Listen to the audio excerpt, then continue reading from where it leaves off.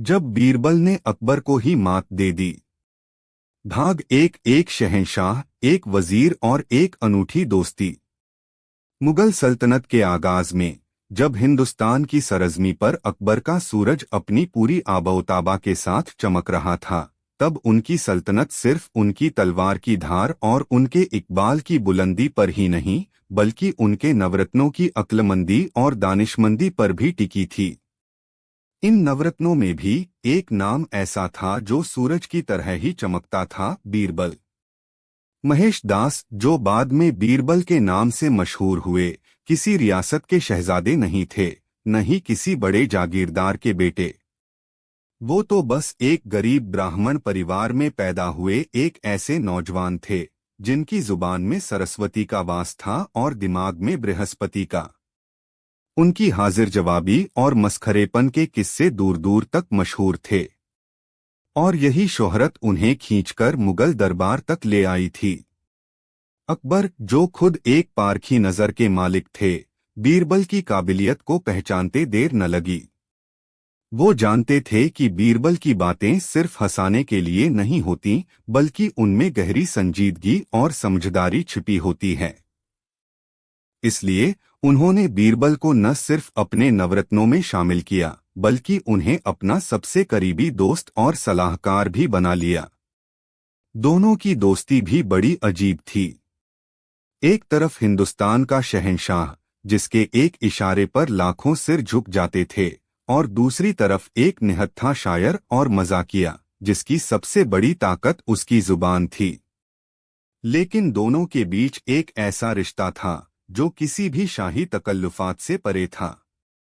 वो एक दूसरे से मजाक करते, एक दूसरे को छेड़ते, और कभी कभी तो एक दूसरे की परीक्षा भी लेते। अकबर को बीरबल की अक्लमंदी को परखने में बड़ा मजा आता था।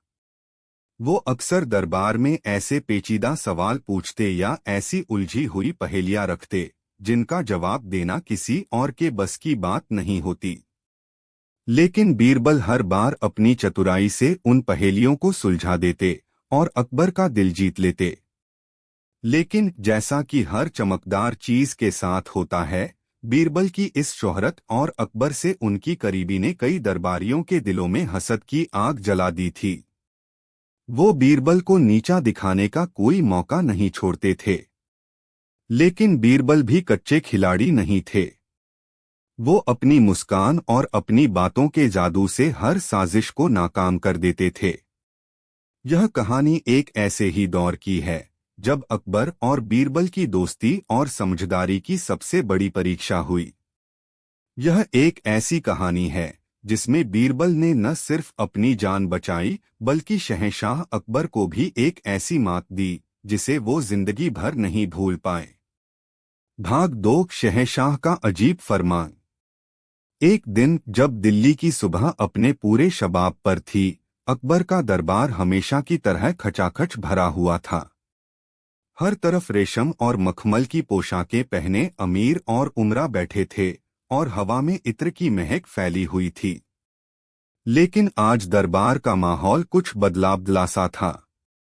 शहंशाह अकबर के चेहरे पर एक अजीब सी गंभीरता थी और उनकी आंखें किसी को ढूंढ रही थीं। बीरबल, जो अपनी जगह पर बैठे थे, इस खामोशी को महसूस कर रहे थे। वो जानते थे कि यह किसी आने वाले तूफान का संकेत है। अकबर ने अपनी भारी आवाज में कहा, आज हम एक ऐसा फरमान जारी करने जा रहे हैं जिसे सुनकर शायद आप सब हैरान रह जाएंगे। पूरे दरबार में सन्नाटा छा गया। सब अपनी सांसें रोके अकबर की तरफ देख रहे थे। आज से, अकबर ने ऐलान किया, इस सल्तनत में कोई भी शख्स सच नहीं बोलेगा। जो कोई भी सच बोलता हुआ पाया गया, उसे सजाए मौत दी जाएगी। यह फरमान किसी बम की तरह दरबार पर गिरा। लोग एक दूसरे का मुंह देखने लगे। यह कैसा फरमान था? एक ऐसी सल्तनत जिसकी बुनियाद ही इंसाफ और सच्चाई पर रखी गई थी, वहां सच बोलना ही गुनाह कैसे हो सकता था? कुछ दरबारियों ने, जो अकबर के करीबी थे, हिम्मत करके पूछने की कोशिश की, जहां पनाह, यह आप क्या कह रहे हैं? बिना सच के तो दुनिया का कोई काम नहीं चल सकता। अकबर मुस्कुराए, एक ऐसी मुस्कान जिसमें एक चुनौती छिपी थी। यही तो हमारी परीक्षा है। हम देखना चाहते हैं कि हमारी प्रजा हमारी कितनी वफादार है। और हम यह भी देखना चाहते हैं कि क्या कोई ऐसा है जो इस हुक्म को तोड़ सकता है। यह कहकर अकबर ने बीरबल की तरफ देखा। उनकी आंखों में एक सवाल था, एक चुनौती थी। वो जानते थे कि यह फरमान बीरबल के लिए एक सीधी चुनौती है। बीरबल शांत रहे। उनके चेहरे पर न तो कोई हैरानी थी, न कोई परेशानी। उन्होंने बस सिर झुकाकर शाही फरमान को तस्लीम किया। लेकिन उनके दिमाग में एक तूफान चल रहा था। वो जानते थे कि यह सिर्फ एक फरमान नहीं है, बल्कि एक जाल है जो उनके लिए बिछाया गया है। और अगर वो इस जाल में फंस गए तो उनकी जान भी जा सकती है। भाग 3, झूठ का राज और बीरबल की उलझन। अकबर का फरमान आग की तरह पूरी दिल्ली में फैल गया। हर तरफ इसी की चर्चा थी। लोग हैरान थे, परेशान थे और डरे हुए थे। उन्हें समझ नहीं आ रहा था कि वो इस अजीब फरमान का पालन कैसे करें। बाजारों में अजीब नजारा था। दुकानदार ग्राहकों से झूठ बोल रहे थे और ग्राहक दुकानदारों से। कोई भी किसी पर भरोसा नहीं कर पा रहा था। घरों में भी यही हाल था। माँ बाप बच्चों से झूठ बोल रहे थे और बच्चे माँ बाप से। पूरी दिल्ली में एक अविश्वास और डर का माहौल बन गया था। और इन सब के बीच बीरबल अपने घर में बंद गहरी सोच में डूबे हुए थे। उन्हें पता था कि यह फरमान सिर्फ एक मजाक नहीं है। इसके पीछे कोई गहरी साजिश है। वो जानते थे कि अगर उन्होंने सच बोला तो वो शाही फरमान की नाफरमानी के जुर्म में मारे जाएंगे। और अगर उन्होंने झूठ बोला तो वो अपनी ज़मीर की नज़र में गिर जाएंगे।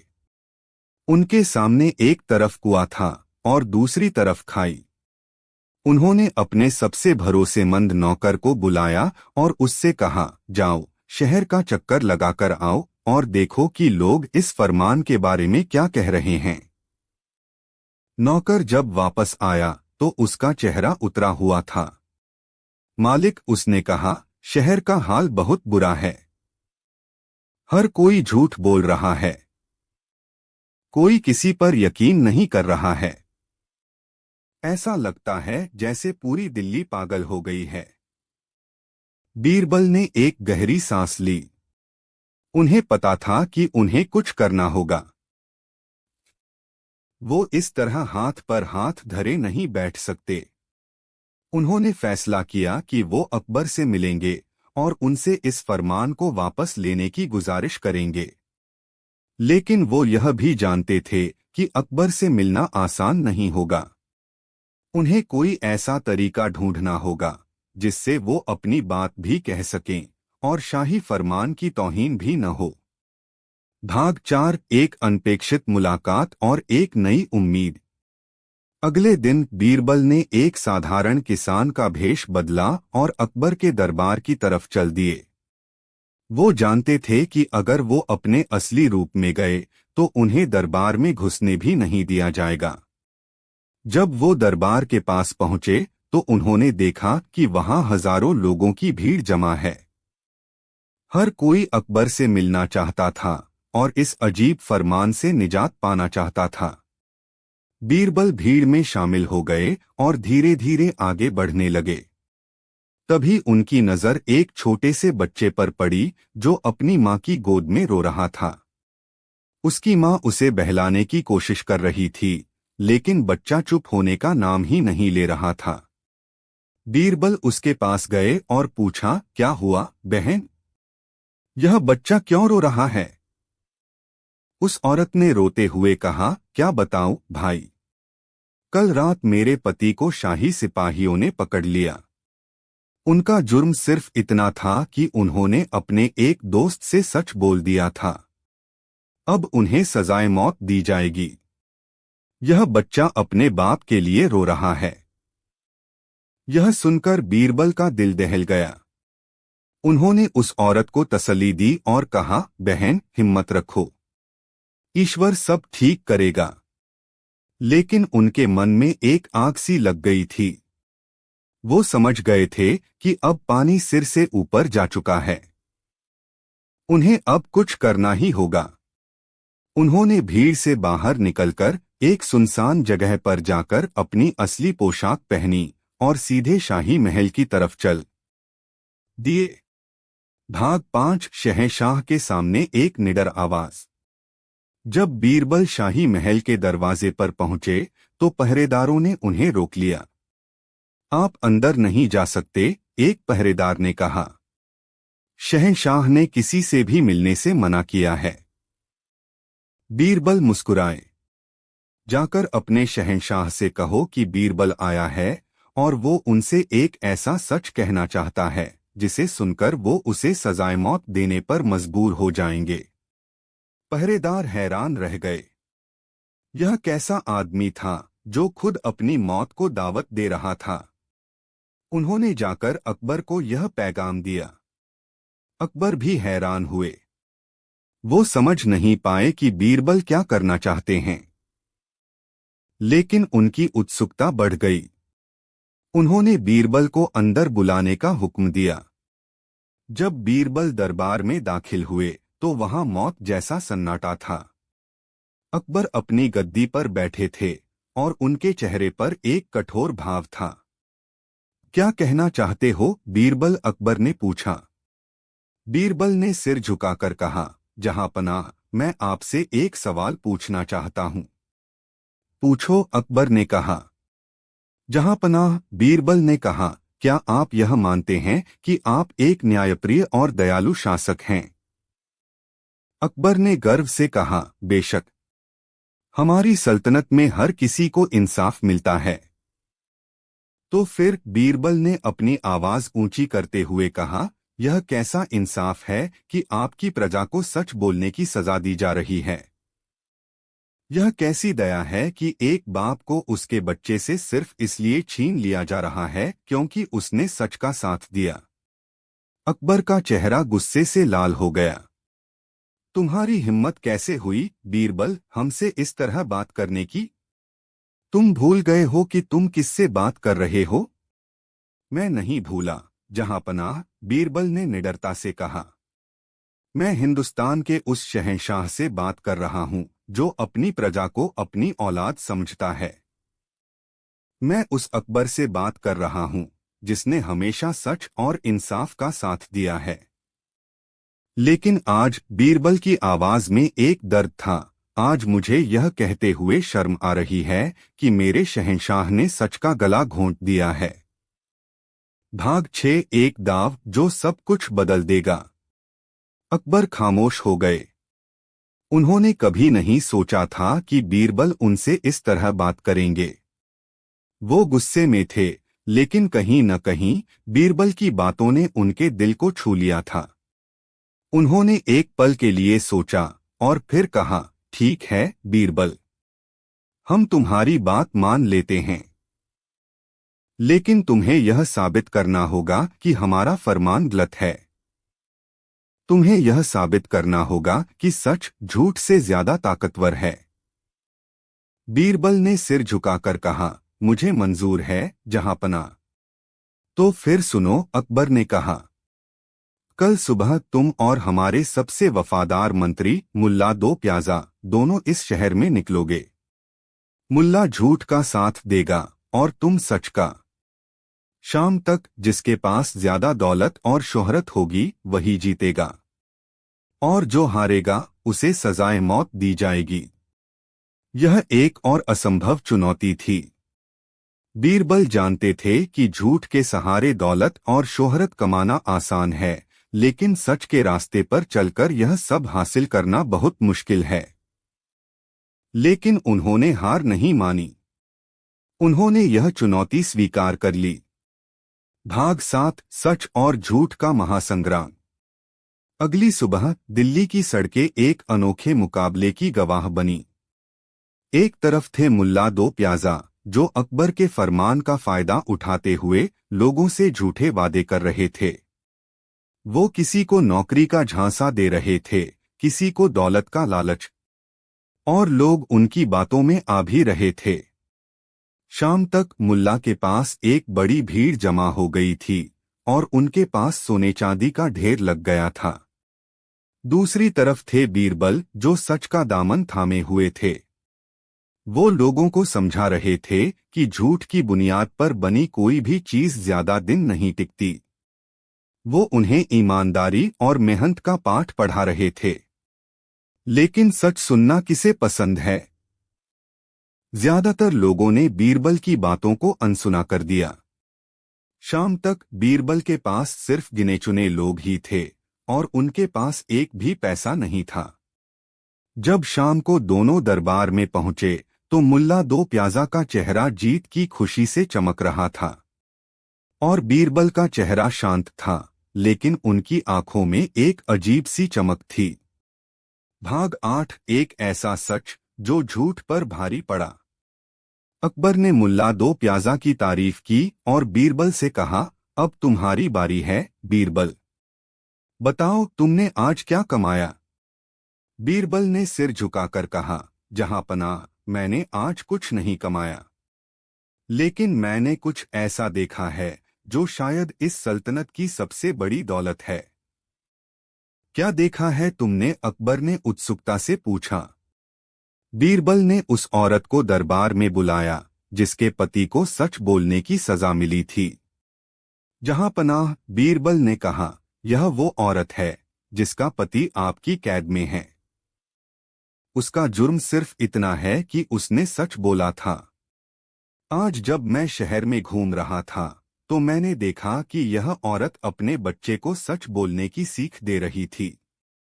वो कह रही थी, बेटा, चाहे कुछ भी हो जाए, सच का साथ कभी मत छोड़ना, क्योंकि सच ही ईश्वर है।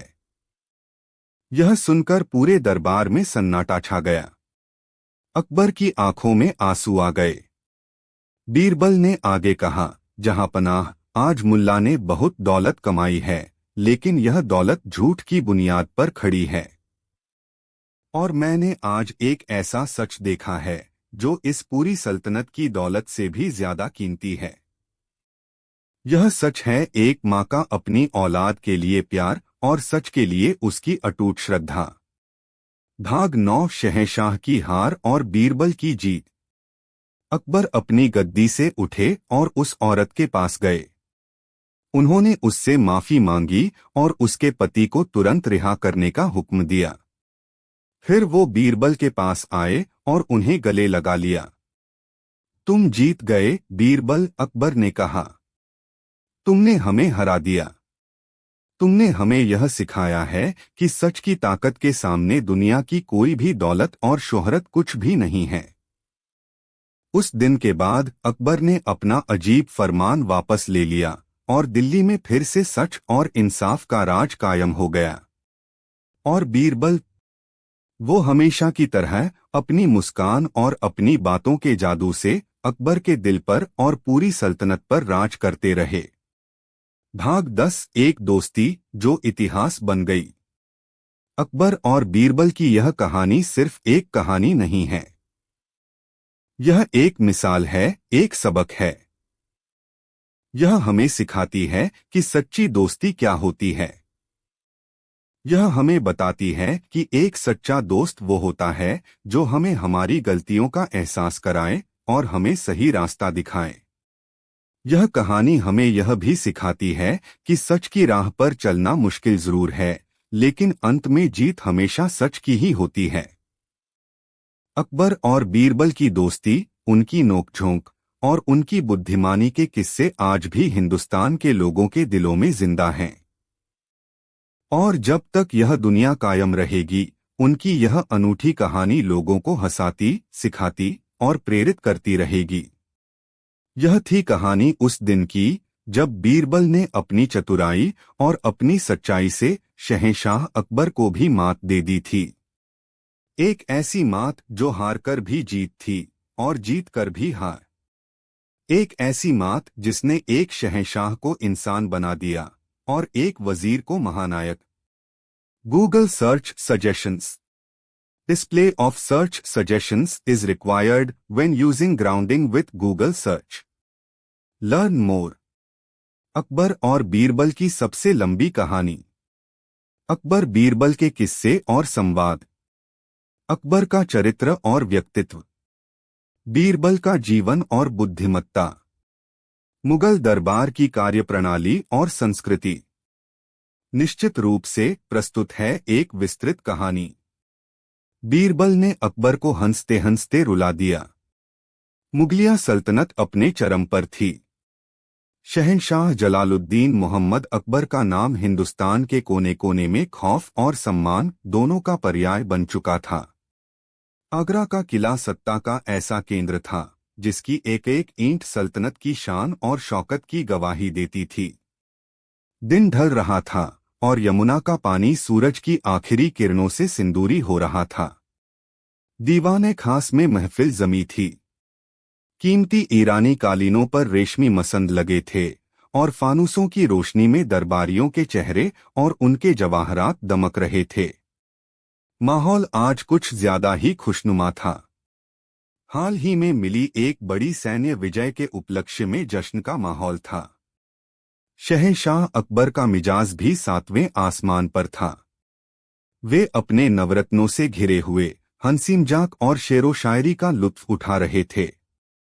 तानसेन के शिष्य कोई नई धुन छेड़ रहे थे तो कहीं कोई शायर अपनी ताजा गजल सुना रहा था। इस पूरी महफिल के केंद्र में थे राजा बीरबल, जिनकी एक एक बात पर शहंशाह समेत पूरा दरबार कहखे लगा रहा था। बीरबल की हाजिर जवाबी के तो सब कायल थे, लेकिन आज उनकी बातों में एक खास किस्म की शरारत और हल्कापन था जो शहंशाह के मिजाज से पूरी तरह मेल खा रहा था।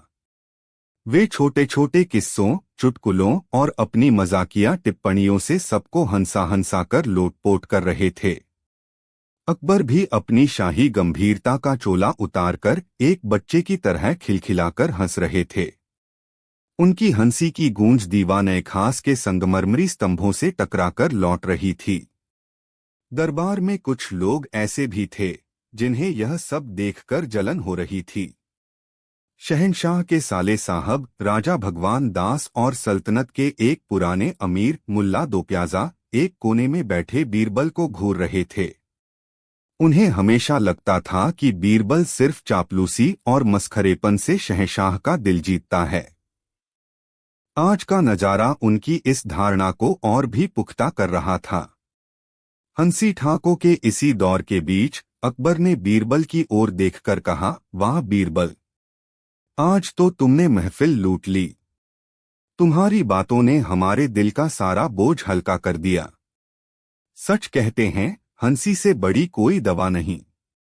बीरबल ने अदब से सिर झुकाते हुए कहा, जहां पनाह, यह तो आपकी मेहरबानी है जो इस नाचीज की बातों को तवज्जो देती है, वरना हंसी तो हर इंसान के अंदर होती है, बस उसे बाहर निकालने वाला चाहिए। यह सुनकर अकबर एक पल के लिए सोच में पड़ गए। फिर एक शरारती मुस्कान के साथ उन्होंने एक नई चुनौती पेश की। अगर ऐसी बात है बीरबल, तो हम तुम्हें एक काम देते हैं। हम देखना चाहते हैं कि तुम्हारी बुद्धिमानी सिर्फ बातों तक सीमित है या तुम कुछ कर भी सकते हो। हुक्म मेरे आका, बीरबल ने कहा।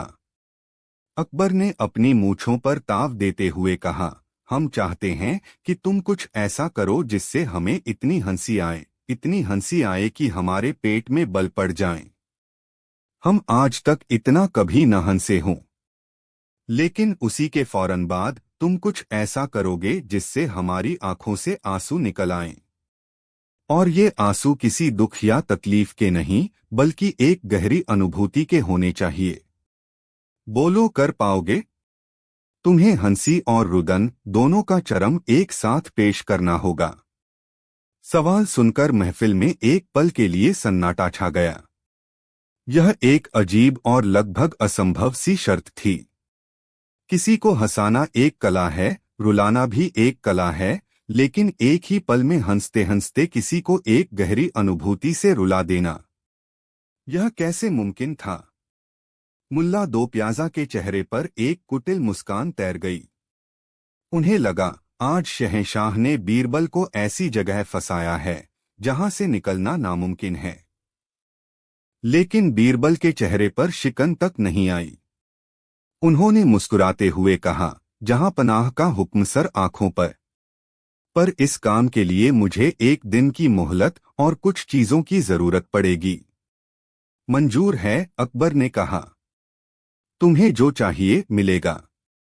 पर याद रहे, कल इसी वक्त इसी महफिल में तुम्हें अपना कमाल दिखाना होगा। अगर तुम नाकाम रहे तो मान लेना कि तुम सिर्फ एक मस्खरे हो, बुद्धिमान नहीं। यह एक बड़ी चुनौती थी और बीरबल की प्रतिष्ठा दांव पर थी। अद्भुत नाटक की तैयारी। अगले दिन पूरे आगरा में एक अजीब सी हलचल थी। बीरबल के सेवकों को शहर के सबसे अच्छे दर्जी, बढ़ी और चित्रकारों के यहाँ भागदौड़ करते देखा गया। किसी को समझ नहीं आ रहा था कि आखिर हो क्या रहा है।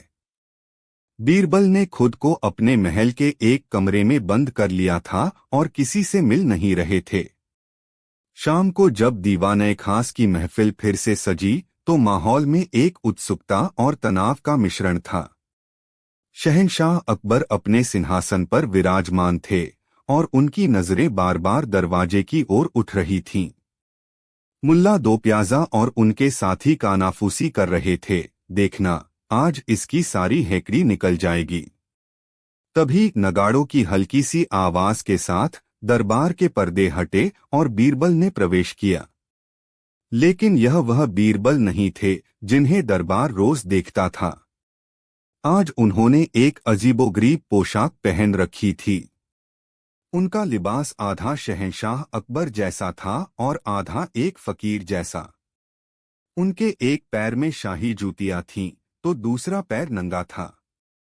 एक हाथ में सोने की मूठ वाली तलवार थी तो दूसरे हाथ में भिक्षा मांगने का एक टूटा हुआ कटोरा। उन्होंने अपने आधे चेहरे पर राजसी रौब का मेकअप किया था और आधी दाढ़ी एक उलझे हुए फकीर की तरह बिखरी हुई थी। बीरबल को इस रूप में देखते ही पहले तो दरबार में एक खामोशी छाई और फिर दबे ठहाके गूंजने लगे। खुद शहंशाह अकबर अपनी हंसी नहीं रोक पाए। यह क्या स्वांग था? बीरबल ने किसी की परवाह किए बिना लड़खड़ाते हुए चलना शुरू किया। वह एक कदम एक शहंशाह की तरह पूरी शान से रखते और अगला कदम एक कमजोर फकीर की तरह घसीटते हुए। वह कभी अपनी शाही मूछों पर ताव देते और अगले ही पल अपने फकीर वाले हाथ से मक्खी उड़ाने की एक्टिंग करते। उन्होंने दरबार के बीचों बीच आकर एक काल्पनिक रेखा खींची और चिल्लाकर बोले, ऐ दुनिया वालों, देखो, मैं हूं इस सल्तनत का सबसे ताकतवर शहंशाह। मेरी एक नजर से तख्त पलट जाते हैं। सूरज मेरी इजाजत से निकलता है और हवा मेरे हुक्म से चलती है। यह कहते हुए वह शाही अंदाज में सीना फुलाकर खड़े हो गए। पूरा दरबार अब तक खुलकर हंस रहा था। अकबर भी हंसते हंसते दोहरे हो रहे थे। यह एक शानदार और बेहद हास्यास्पद नकल थी। लेकिन अगले ही पल बीरबल काल्पनिक रेखा के दूसरी तरफ कूदे और एक दयनीय फकीर की तरह जमीन पर बैठ गए। उन्होंने अपनी आवाज को एकदम निरीह और कमजोर बना लिया और अपने टूटे कटोरे को आगे बढ़ाकर गिड़गिड़ाने लगे, ऐ मालिक, 2 दिन से भूखा हूं। अल्लाह के नाम पर एक रोटी का टुकड़ा दे दे। तेरी सल्तनत बनी रहे, तेरा इकबाल बुलंद हो। फिर वह फौरन उछलकर वापस शहंशाह वाले हिस्से में आए और गरजकर बोले, गुस्ताख फकीर, तेरी यह मजाल कि तू शहंशाह हिंद के सामने भीख मांगे। ले जा, इसे कालकोठरी में डाल दो। और फिर पलटकर फकीर बनकर रोने लगे, नहीं हुजूर, मुझ गरीब पर रहम करो, मेरे छोटे छोटे बच्चे हैं। यह सिलसिला कुछ देर तक चलता रहा। बीरबल कभी शहंशाह बनते, कभी फकीर, कभी हुक्म देते, कभी गिड़गिड़ाते, कभी अपनी ताकत का गुरूर दिखाते, कभी अपनी लाचारी पर रोते। यह इतना और हास्यास्पद नाटक था कि पूरा दरबार हंसते हंसते पागल हो गया। अकबर तो अपनी गद्दी से लगभग गिर ही पड़े थे। उनके पेट में बल पड़ गए थे, आंखों से पानी निकल रहा था, लेकिन यह हंसी का पानी था। उन्होंने अपने जीवन में ऐसा मनोरंजक और विचित्र नाटक कभी नहीं देखा था। उन्होंने हाथ के इशारे से बीरबल को रोकने की कोशिश की, क्योंकि वह और हंस नहीं पा रहे थे। महफिल का पहला हिस्सा पूरा हो चुका था। बीरबल ने शहंशाह को इतना हंसा दिया था जितना वे कभी नहीं हंसे थे। हंसी से आंसुओं का सफर। जब हंसी का तूफान थोड़ा थमा तो अकबर ने हांफते हुए कहा, बस करो बीरबल, बस करो। मान गए। तुमने तो कमाल ही कर दिया। इससे ज्यादा हंसी आज तक हमें नहीं आई। मुल्ला दो प्याजा और उनके साथी चुप थे। बीरबल ने शर्त का पहला हिस्सा तो शानदार तरीके से जीत लिया था, लेकिन अब असली परीक्षा बाकी थी। अब हंसते हंसते रुलाना था। बीरबल ने अपना नाटक बंद कर दिया। उन्होंने अपनी अजीबोगरीब पोशाक को ठीक किया और धीरे धीरे चलकर शहंशाह के सिंहासन के पास आए। उनके चेहरे से अब मस्खरेपन के सारे भाव गायब हो चुके थे। अब वहां एक गहरी शांति और गंभीरता थी। दरबार जो अभी तक ठहाकों से गूंज रहा था, अचानक खामोश हो गया। बीरबल ने शहंशाह की आंखों में झांकते हुए बहुत ही शांत और भीगी हुई आवाज में कहा, जहांपनाह, आप हंसे। पूरा दरबार हंसा। इस नाचीज के स्वांग पर, इस पागलपन पर। हाँ, बीरबल खूब हंसे, अकबर ने कहा, जो अब भी अपनी हंसी पर काबू पाने की कोशिश कर रहे थे। बीरबल ने कहा, जहांपनाह, आप इस बात पर हंसे कि एक ही इंसान एक ही वक्त में शहंशाह और फकीर कैसे हो सकता है। आप इस बेवकूफी पर हंसे कि कोई एक पल में दुनिया का मालिक और दूसरे ही पल एक रोटी का मोहताज कैसे हो सकता है। यह आपको एक हास्यास्पद नाटक लगा। बीरबल एक पल के लिए रुके और फिर उनकी आवाज और भी गहरी हो गई। लेकिन जहांपनाह, क्या यह सिर्फ एक नाटक है? यह सवाल तीर की तरह सीधा अकबर के दिल में जाकर लगा। उनकी मुस्कान अचानक जम गई। बीरबल ने आगे कहा, आप इस तख्त पर बैठे हैं। आप शहंशाह हिंद हैं। आपके एक इशारे पर लाखों सिर झुक जाते हैं और लाखों सिर कट जाते हैं। यह आपका शहंशाह रूप है, जिस पर आपको गुरूर है और होना भी चाहिए। लेकिन जहांपनाह, जब रात के अंधेरे में आप अपने बिस्तर पर अकेले होते हैं, जब सल्तनत की चिंताएं आपको सोने नहीं देती, जब आपको यह डर सताता है कि आपका कौन सा अपना आपके खिलाफ साजिश कर रहा है, जब आप अपने ही बेटे के भविष्य को लेकर चिंतित होते हैं, जब आप ऊपर वाले से अपनी सल्तनत की सलामती की दुआ मांगते हैं, तो उस वक्त क्या आप एक लाचार और निरीह इंसान की तरह उस खुदा के सामने भीख नहीं मांग रहे होते? दरबार में अब पिन ड्रॉप साइलेंस था। हर कोई अपनी सांस रोके बीरबल की बातें सुन रहा था। अकबर का चेहरा भावशून्य हो गया था। बीरबल की आवाज में अब एक दर्द था।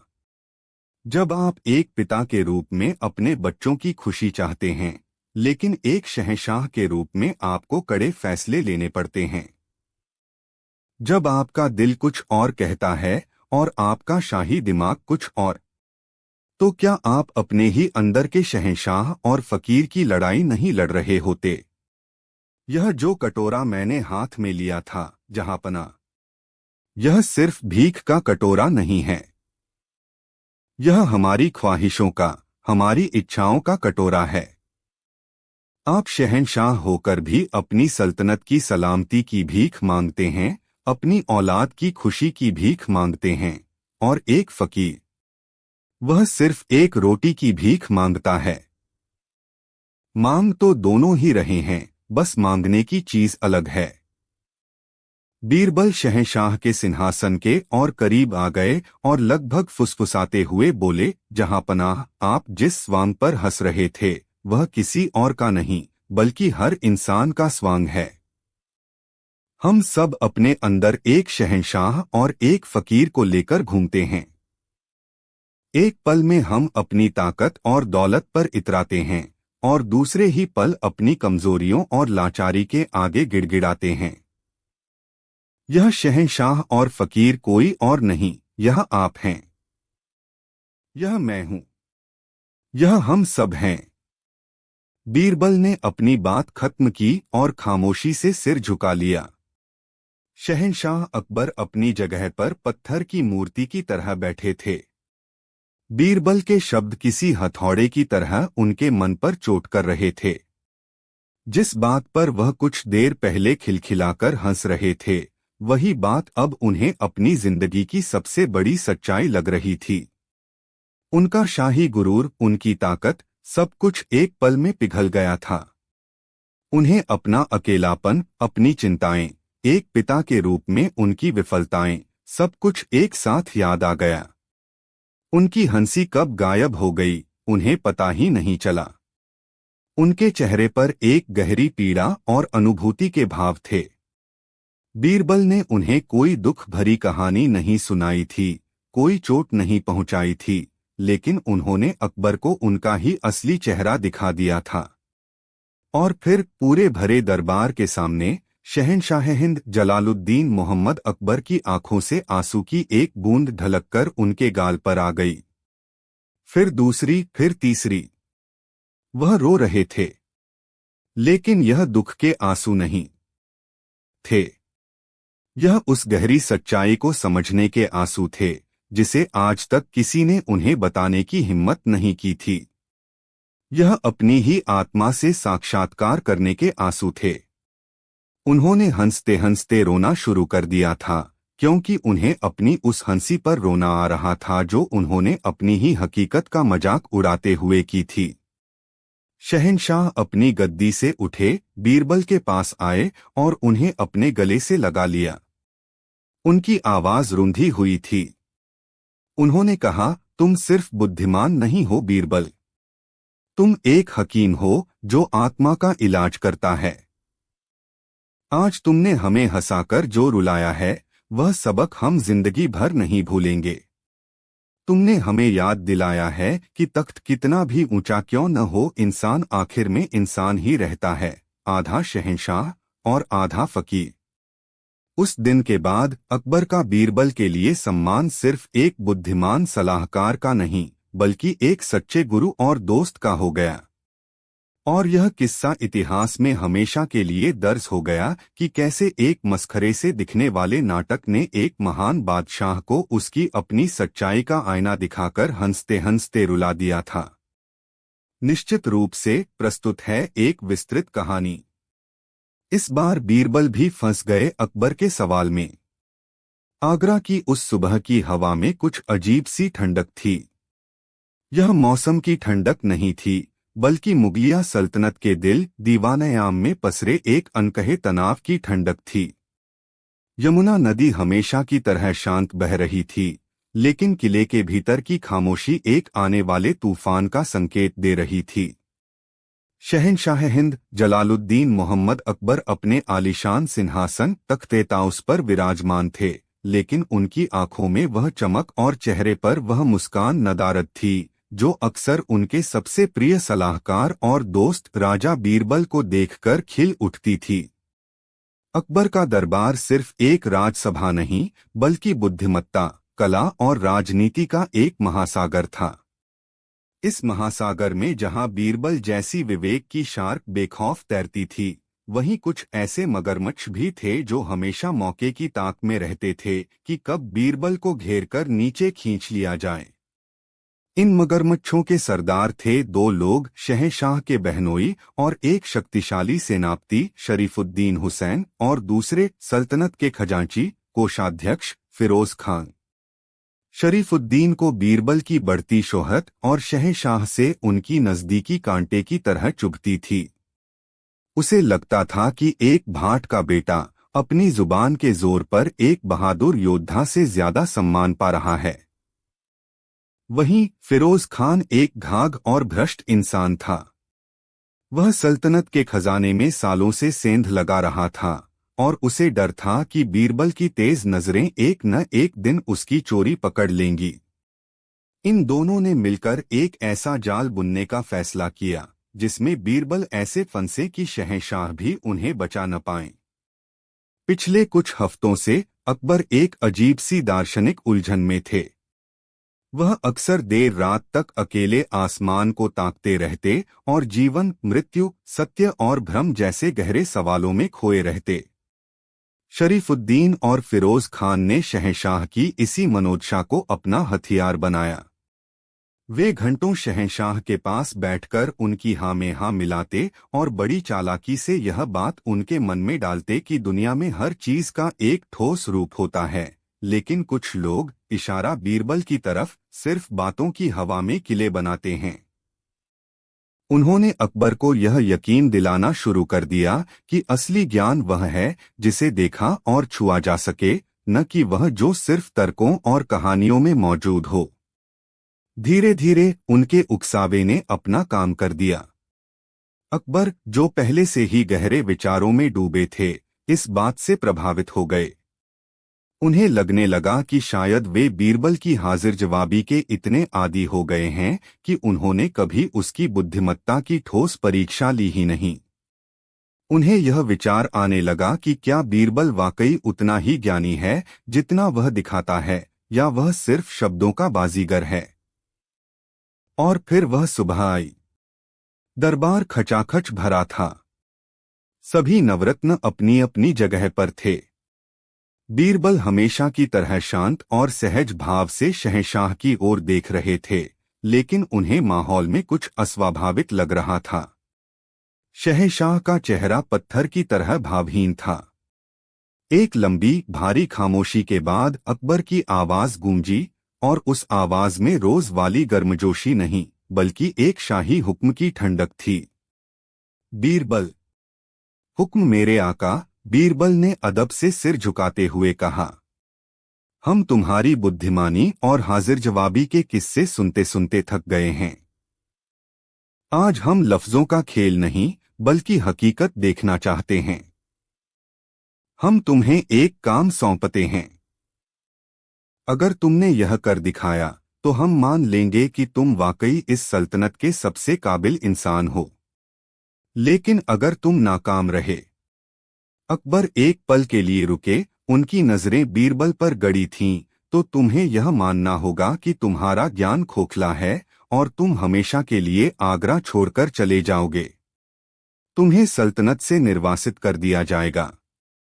दरबार में सन्नाटा छा गया।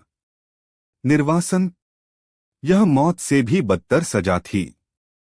बीरबल के लिए, जो अकबर और इस सल्तनत को अपनी आत्मा का हिस्सा मानते थे, यह सोचना भी नामुमकिन था। शरीफुद्दीन और फिरोज खान के चेहरों पर एक क्रूर मुस्कान तैर गई। उन्हें यकीन था कि आज उनका तीर निशाने पर लगा है।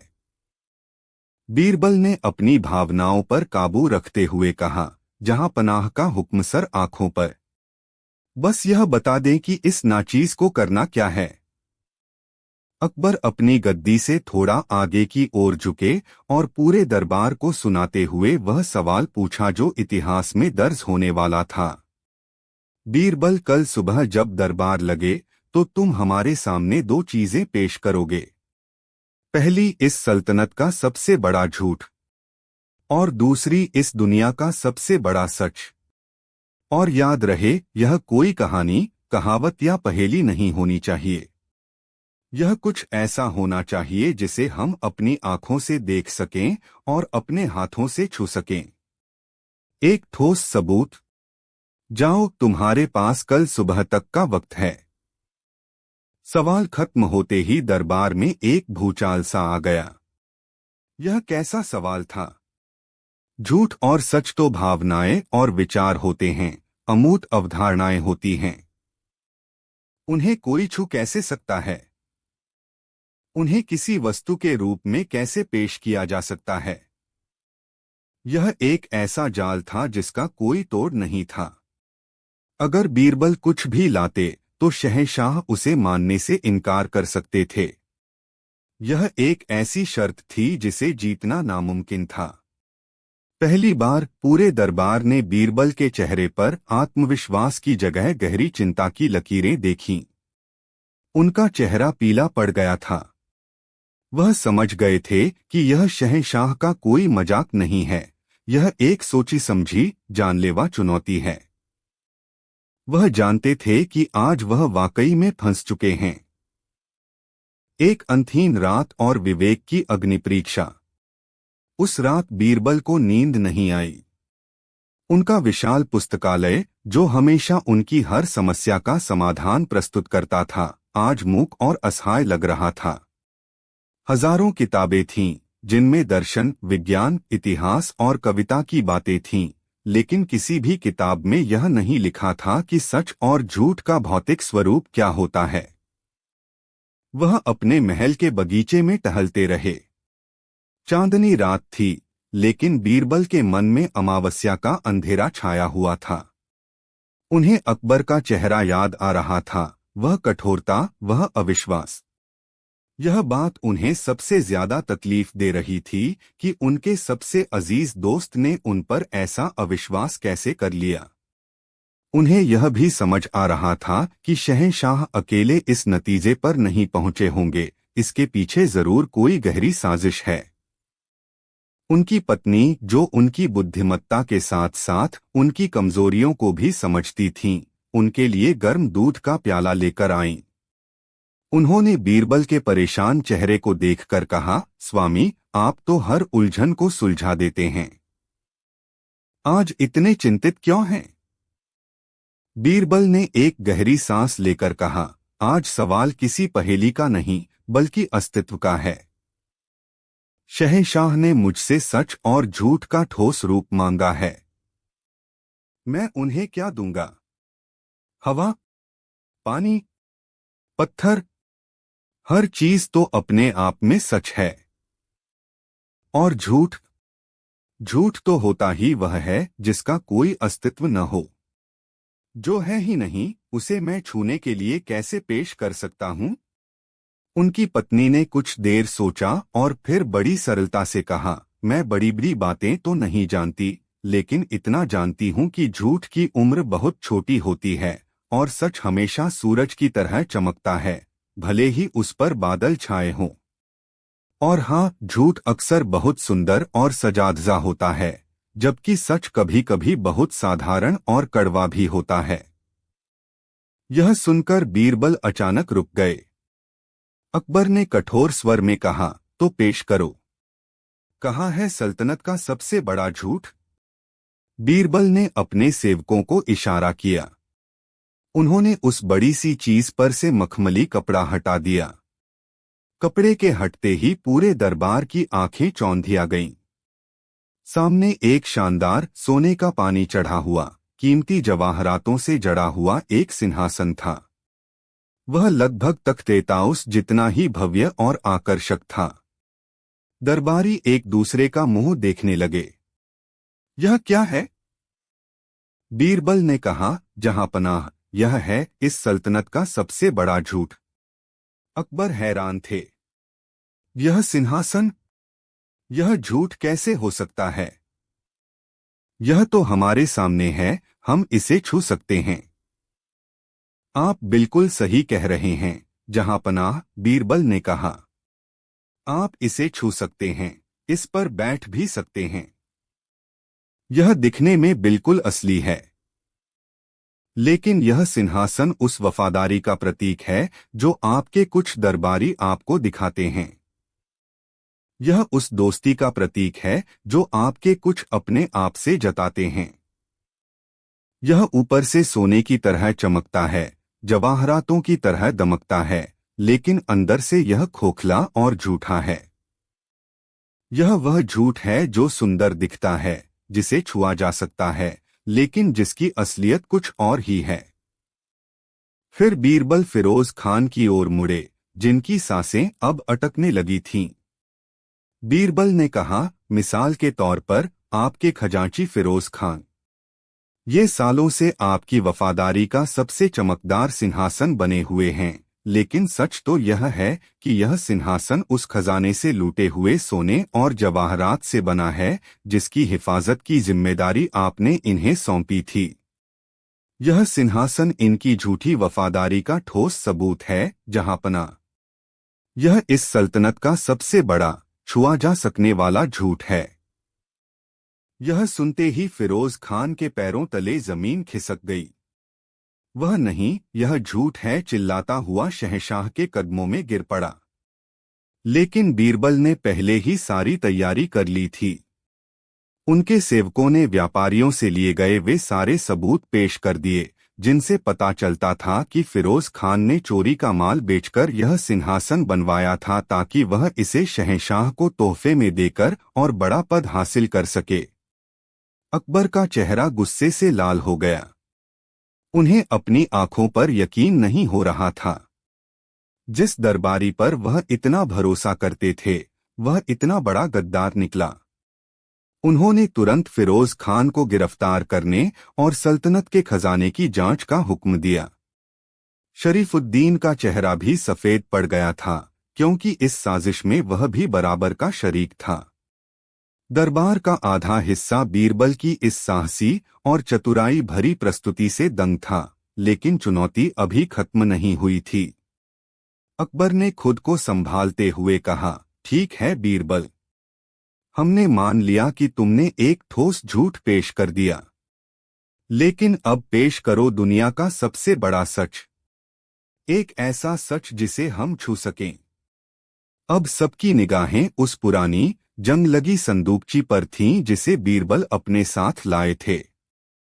वह सिंहासन के मुकाबले इतनी साधारण और बदरंग लग रही थी कि कोई सोच भी नहीं सकता था कि उसके अंदर दुनिया का सबसे बड़ा सच कैद होगा। बीरबल ने वह संदूकची शहंशाह के सामने रखी और उसे खोला। उसके अंदर कोई खजाना या कोई रहस्यमयी वस्तु नहीं थी। उसके अंदर सिर्फ राख थी, एक मुट्ठी भर इंसानी राख। पूरा दरबार स्तब्ध था। यह क्या मजाक है? अकबर ने गुस्से में पूछा। यह क्या है बीरबल? यह राख, यह दुनिया का सबसे बड़ा सच है। बीरबल ने बड़ी शांति और गंभीरता से जवाब दिया, जी जहांपना, यही है दुनिया का सबसे बड़ा, सबसे अटल और सबसे ठोस सच। यह राख एक इंसान की है। यह उस इंसान की है जो कभी हमारी और आपकी तरह सांस लेता था, हंसता था, रोता था, सपने देखता था, प्यार करता था और नफरत भी करता था। वह अमीर था या गरीब, राजा था या रंक, बुद्धिमान था या मूर्ख, हमें नहीं पता। लेकिन आज वह सिर्फ एक मुट्ठी राख है। बीरबल ने एक कदम आगे बढ़ाया और उनकी आवाज में एक दार्शनिक गहराई आ गई। जहांपनाह, दुनिया का सबसे बड़ा सच मृत्यु है। यह एक ऐसा सच है जिससे कोई बच नहीं सकता। न मैं, न आप, न यह तख्त-ए-ताउस और न ही यह महान मुगलिया सल्तनत। एक दिन हम सब इसी राख में बदल जाएंगे। यह हमारी अंतिम हकीकत है। आप इस सच को अपनी आंखों से देख सकते हैं और अपने हाथों से छू भी सकते हैं। इससे बड़ा और इससे ज्यादा ठोस सच इस पूरी कायनात में और कोई नहीं है। बीरबल की आवाज की गूंज पूरे दीवाने-आम में फैल गई। एक गहरा सन्नाटा छा गया। शहंशाह अकबर अपनी गद्दी पर जड़ हो गए थे। बीरबल ने उन्हें सिर्फ एक सवाल का जवाब नहीं दिया था, उन्होंने शहंशाह को और पूरे दरबार को उनकी अपनी नश्वरता का आईना दिखा दिया था। उन्होंने एक पल में बादशाह और फकीर के बीच का फर्क मिटा दिया था। अकबर ने कांपते हाथों से उस संदूकची को छुआ। उस राख की ठंडक ने उन्हें अंदर तक हिला दिया। उनका गुस्सा, उनका घमंड, उनकी जिद, सब कुछ उस राख के सामने बौना पड़ गया। उनकी आंखों में आंसू भर आए। वह अपनी गद्दी से उठे, धीरे धीरे चलकर बीरबल के पास आए और उन्हें कसकर गले से लगा लिया। उन्होंने भरी हुई आवाज में कहा, तुम जीते बीरबल, और हम हार गए। हम अपने घमंड में इतने अंधे हो गए थे कि हमने तुम्हारे विवेक की परीक्षा लेने की जुर्रत की। तुमने हमें सिर्फ सच और झूठ का फर्क नहीं बताया, बल्कि जिंदगी का सबसे बड़ा सबक सिखा दिया है। तुमने हमें याद दिलाया है कि हम शहंशाह होने से पहले एक इंसान हैं। अकबर ने शरीफुद्दीन और बाकी जलने वाले दरबारियों की ओर देखा और कहा, और तुम लोगों ने हमें गुमराह करने की जो कोशिश की, उसकी सजा तुम्हें जरूर मिलेगी। उस दिन के बाद अकबर का बीरबल पर भरोसा और सम्मान 1000 गुना बढ़ गया। यह किस्सा मुगल सल्तनत के इतिहास में हमेशा के लिए अमर हो गया। यह कहानी इस बात का प्रतीक बन गई कि कैसे बीरबल एक ऐसे सवाल में फंसे जहां से निकलना नामुमकिन लग रहा था, लेकिन उन्होंने न सिर्फ अपनी जान और इज्जत बचाई, बल्कि अपने दुश्मनों को बेनकाब किया और अपने दोस्त, अपने बादशाह को एक ऐसा सबक सिखाया जो किसी भी किताब में नहीं पढ़ाया जा सकता था। उन्होंने साबित कर दिया कि सबसे बड़ा सच और सबसे बड़ा झूठ कोई वस्तु नहीं, बल्कि इंसान के कर्म और उसका अंतिम अंजाम ही होता है। अकबर ने पूछा ऐसा सवाल। बीरबल ने दिया गजब जवाब। मुगलिया सल्तनत के सुनहरे दौर की बात है। हिंदुस्तान की सरजमी पर शहंशाह जलालुद्दीन मोहम्मद अकबर का परचम लहरा रहा था। आगरा का किला, जो उस सल्तनत का दिल था, अपनी पूरी शानो शौकत के साथ यमुना के किनारे खड़ा था।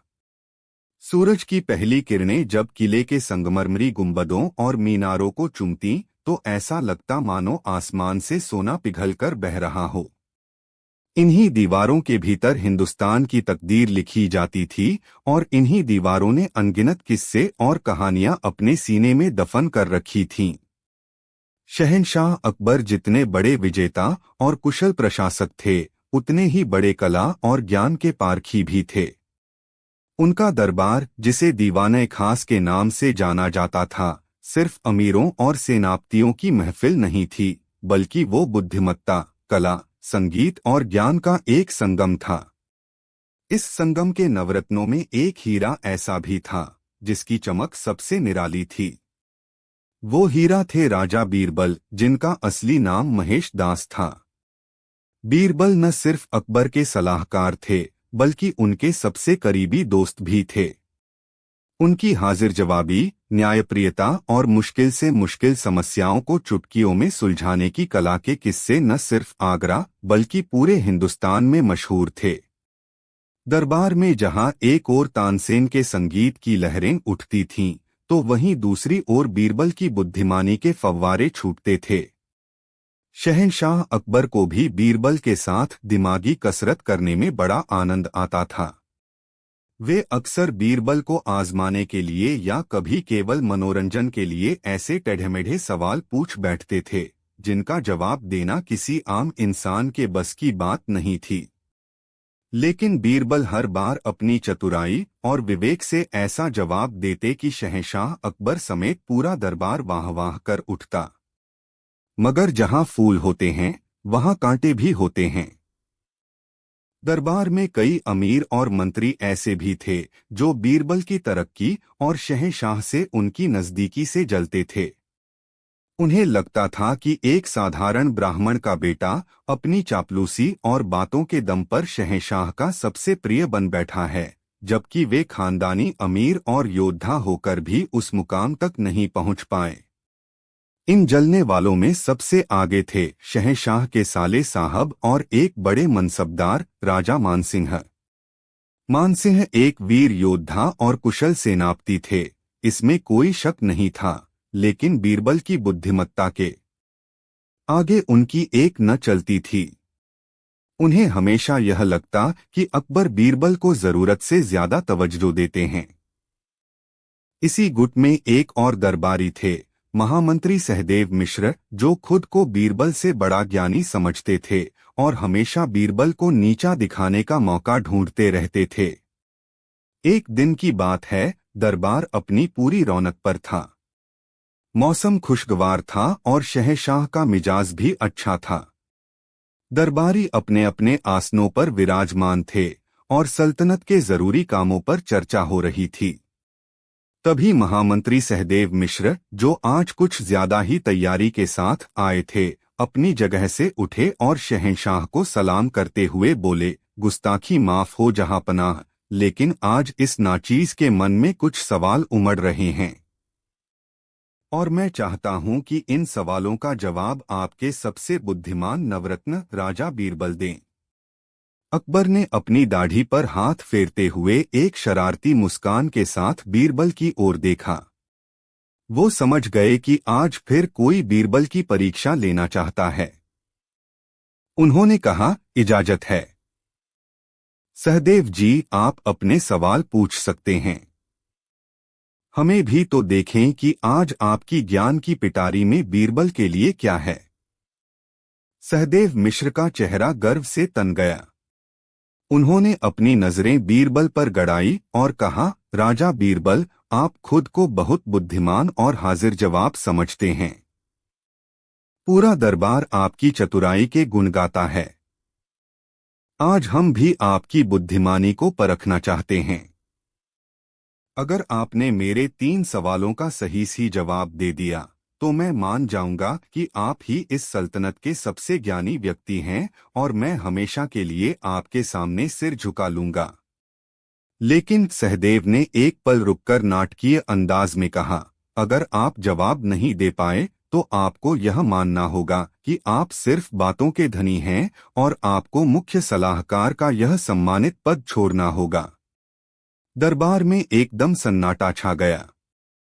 यह एक सीधी और बहुत बड़ी चुनौती थी। बीरबल का पद और उनकी प्रतिष्ठा दांव पर लगी थी। जो दरबारी बीरबल से जलते थे, उनके चेहरों पर खुशी की लहर दौड़ गई। उन्हें लगा कि आज सहदेव ने बीरबल को बुरी तरह फंसा दिया है। शहंशाह अकबर के माथे पर भी चिंता की लकीरें उभर आईं। वो जानते थे कि बीरबल बुद्धिमान है, लेकिन यह शर्त बहुत कड़ी थी। बीरबल अपने स्थान पर शांत बैठे रहे। उनके चेहरे पर न कोई शिकन थी, न कोई घबराहट। उन्होंने बस हल्की सी मुस्कान के साथ शहंशाह की ओर देखा और फिर सहदेव से कहा, महामंत्री जी, मुझे आपकी शर्त मंजूर है। लेकिन याद रहे, सवाल ऐसे होने चाहिए जिनका कोई आधार हो, उलझुल बातें न हो। पूछिए, आपका पहला सवाल क्या है? सहदेव की आंखों में जीत की चमक थी। उन्हें पूरा यकीन था कि उनका पहला ही सवाल बीरबल के होश उड़ा देगा। उन्होंने अपनी आवाज को और बुलंद करते हुए पूरे दरबार को सुनाते हुए पूछा, पहला सवाल है, बताओ बीरबल, इस आसमान में कुल कितने तारे हैं?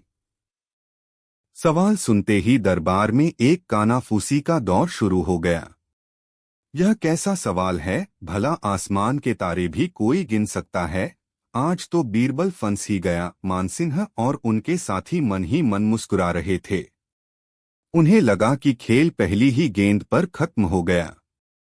भला इस अनंत आकाश के अनगिनत तारों की संख्या कौन बता सकता है? यह तो असंभव है।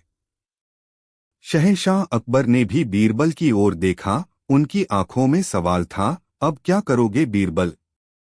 बीरबल अपनी जगह से उठे। उन्होंने शहंशाह को अदब से सलाम किया और फिर महामंत्री सहदेव की ओर मुड़े। उनके चेहरे पर वही शांत और सौम्य मुस्कान थी। उन्होंने कहा, महामंत्री जी, आपका सवाल बहुत अच्छा है, लेकिन इसका जवाब देने के लिए मुझे एक चीज की जरूरत पड़ेगी और थोड़ा सा वक्त। कैसी चीज? सहदेव ने उत्सुकता से पूछा। मुझे एक भेड़ चाहिए, बीरबल ने सहजता से कहा। दरबार में बैठे लोग हैरान रह गए। आसमान के तारों का भेड़ से क्या लेना देना? कुछ लोग तो दबी जुबान में हंसने भी लगे कि शायद बीरबल हार मानकर बात को घुमा रहे हैं। सहदेव ने तंज कसते हुए कहा, क्यों बीरबल? क्या भेड़ के ऊपर बैठकर आसमान के करीब जाकर तारे गिनोगे? बीरबल ने बड़ी विनम्रता से जवाब दिया, नहीं महामंत्री जी, आप बस मेरे लिए एक स्वस्थ घने बालों वाली भेड़ मंगवा दीजिए। आपको आपके सवाल का जवाब मिल जाएगा। शहंशाह अकबर को बीरबल पर भरोसा था। उन्होंने तुरंत अपने सेवकों को हुक्म दिया कि दरबार में एक भेड़ पेश की जाए।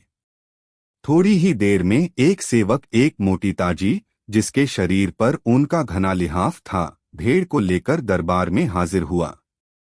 अब सबकी निगाहें बीरबल पर थीं। बीरबल उस भेड़ के पास गए, प्यार से उसकी पीठ पर हाथ फेरा और फिर महामंत्री सहदेव की ओर देखकर बोले, महामंत्री जी, आपके सवाल का जवाब हाजिर है। क्या जवाब है? जल्दी बताओ, सहदेव ने अधीरता से कहा। बीरबल ने पूरी गंभीरता के साथ अपनी आवाज में एक वजन लाकर कहा, महामंत्री जी, इस भेड़ के शरीर पर जितने बाल हैं, आसमान में ठीक उतने ही तारे हैं। यह जवाब सुनते ही दरबार में एक जोरदार ठहाका गूंज उठा। सहदेव मिश्र गुस्से से लाल हो गए। उन्होंने चिल्लाकर कहा, यह क्या बकवास है? यह कोई जवाब हुआ? तुमने भेड़ के बालों को गिना है जो इतनी आसानी से कह दिया। बीरबल ने मुस्कुराते हुए कहा, मैंने नहीं गिने महामंत्री जी।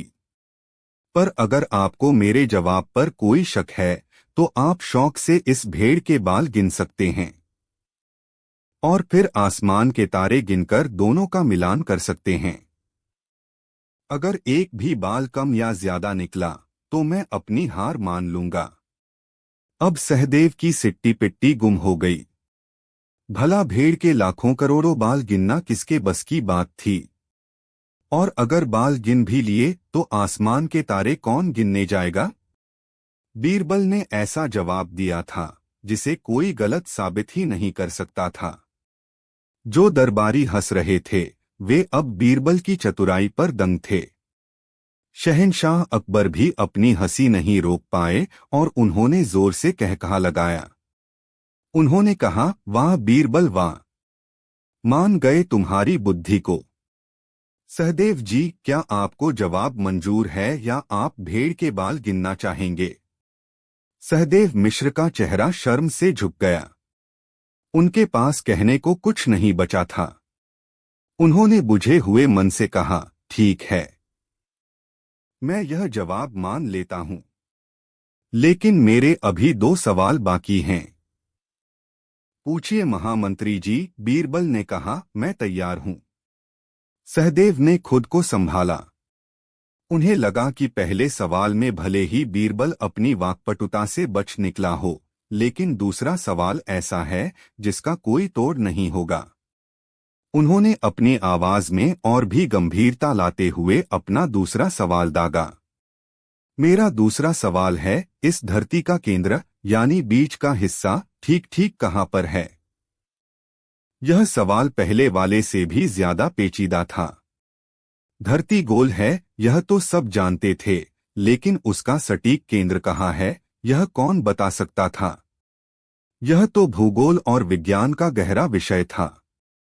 दरबारियों को लगा कि इस बार बीरबल जरूर निरुत्तर हो जाएंगे। यह कोई हवाई बात नहीं थी जिसका जवाब भेड़ और बालों से दिया जा सके। बीरबल एक पल के लिए खामोश हो गए, जैसे किसी गहरी सोच में डूब गए हों। दरबार में फिर से खामोशी छा गई। सहदेव के चेहरे पर फिर से विजी मुस्कान खेलने लगी। उन्हें लगा कि उनका तीर निशाने पर लगा है। कुछ देर सोचने के बाद बीरबल ने अपने पास रखी लोहे की एक छड़ी उठाई। यह वही छड़ी थी जिसे वे अक्सर टहलते समय अपने साथ रखते थे। उन्होंने शहंशाह से इजाजत लेकर दरबार के बीचों बीच एक जगह पर उस छड़ी को पूरी ताकत से जमीन में गाड़ दिया। छड़ी आधी जमीन के अंदर धंस गई और सीधी खड़ी हो गई। फिर बीरबल अपनी जगह वापस आए और पूरे आत्मविश्वास के साथ बोले, महामंत्री जी, आपके दूसरे सवाल का जवाब भी हाजिर है। उन्होंने उस गड़ी हुई छड़ी की ओर इशारा करते हुए कहा, पूरी धरती का केंद्र ठीक इसी जगह पर है जहां यह छड़ी गड़ी हुई है। यह सुनते ही सहदेव फिर भड़क उठे। यह कैसे हो सकता है? तुमने इसे नापा है? तुम्हारे पास इसका क्या सबूत है कि यही धरती का केंद्र है? बीरबल ने उसी शांत भाव से उत्तर दिया, महामंत्री जी, सबूत तो आपके पास होना चाहिए कि यह केंद्र नहीं है। अगर आपको मेरी बात पर जरा भी शक है तो आप पूरी दुनिया को किसी भी पैमाने से नाप लीजिए। अगर इस बिंदु से दुनिया का कोई भी कोना ज्यादा दूर या ज्यादा पास निकल आए तो मैं गलत साबित हो जाऊंगा। आप दुनिया के सारे ज्ञानी, सारे वैज्ञानिक बुला लीजिए और पूरी धरती की पैमाइश करवा लीजिए। दूध का दूध और पानी का पानी हो जाएगा।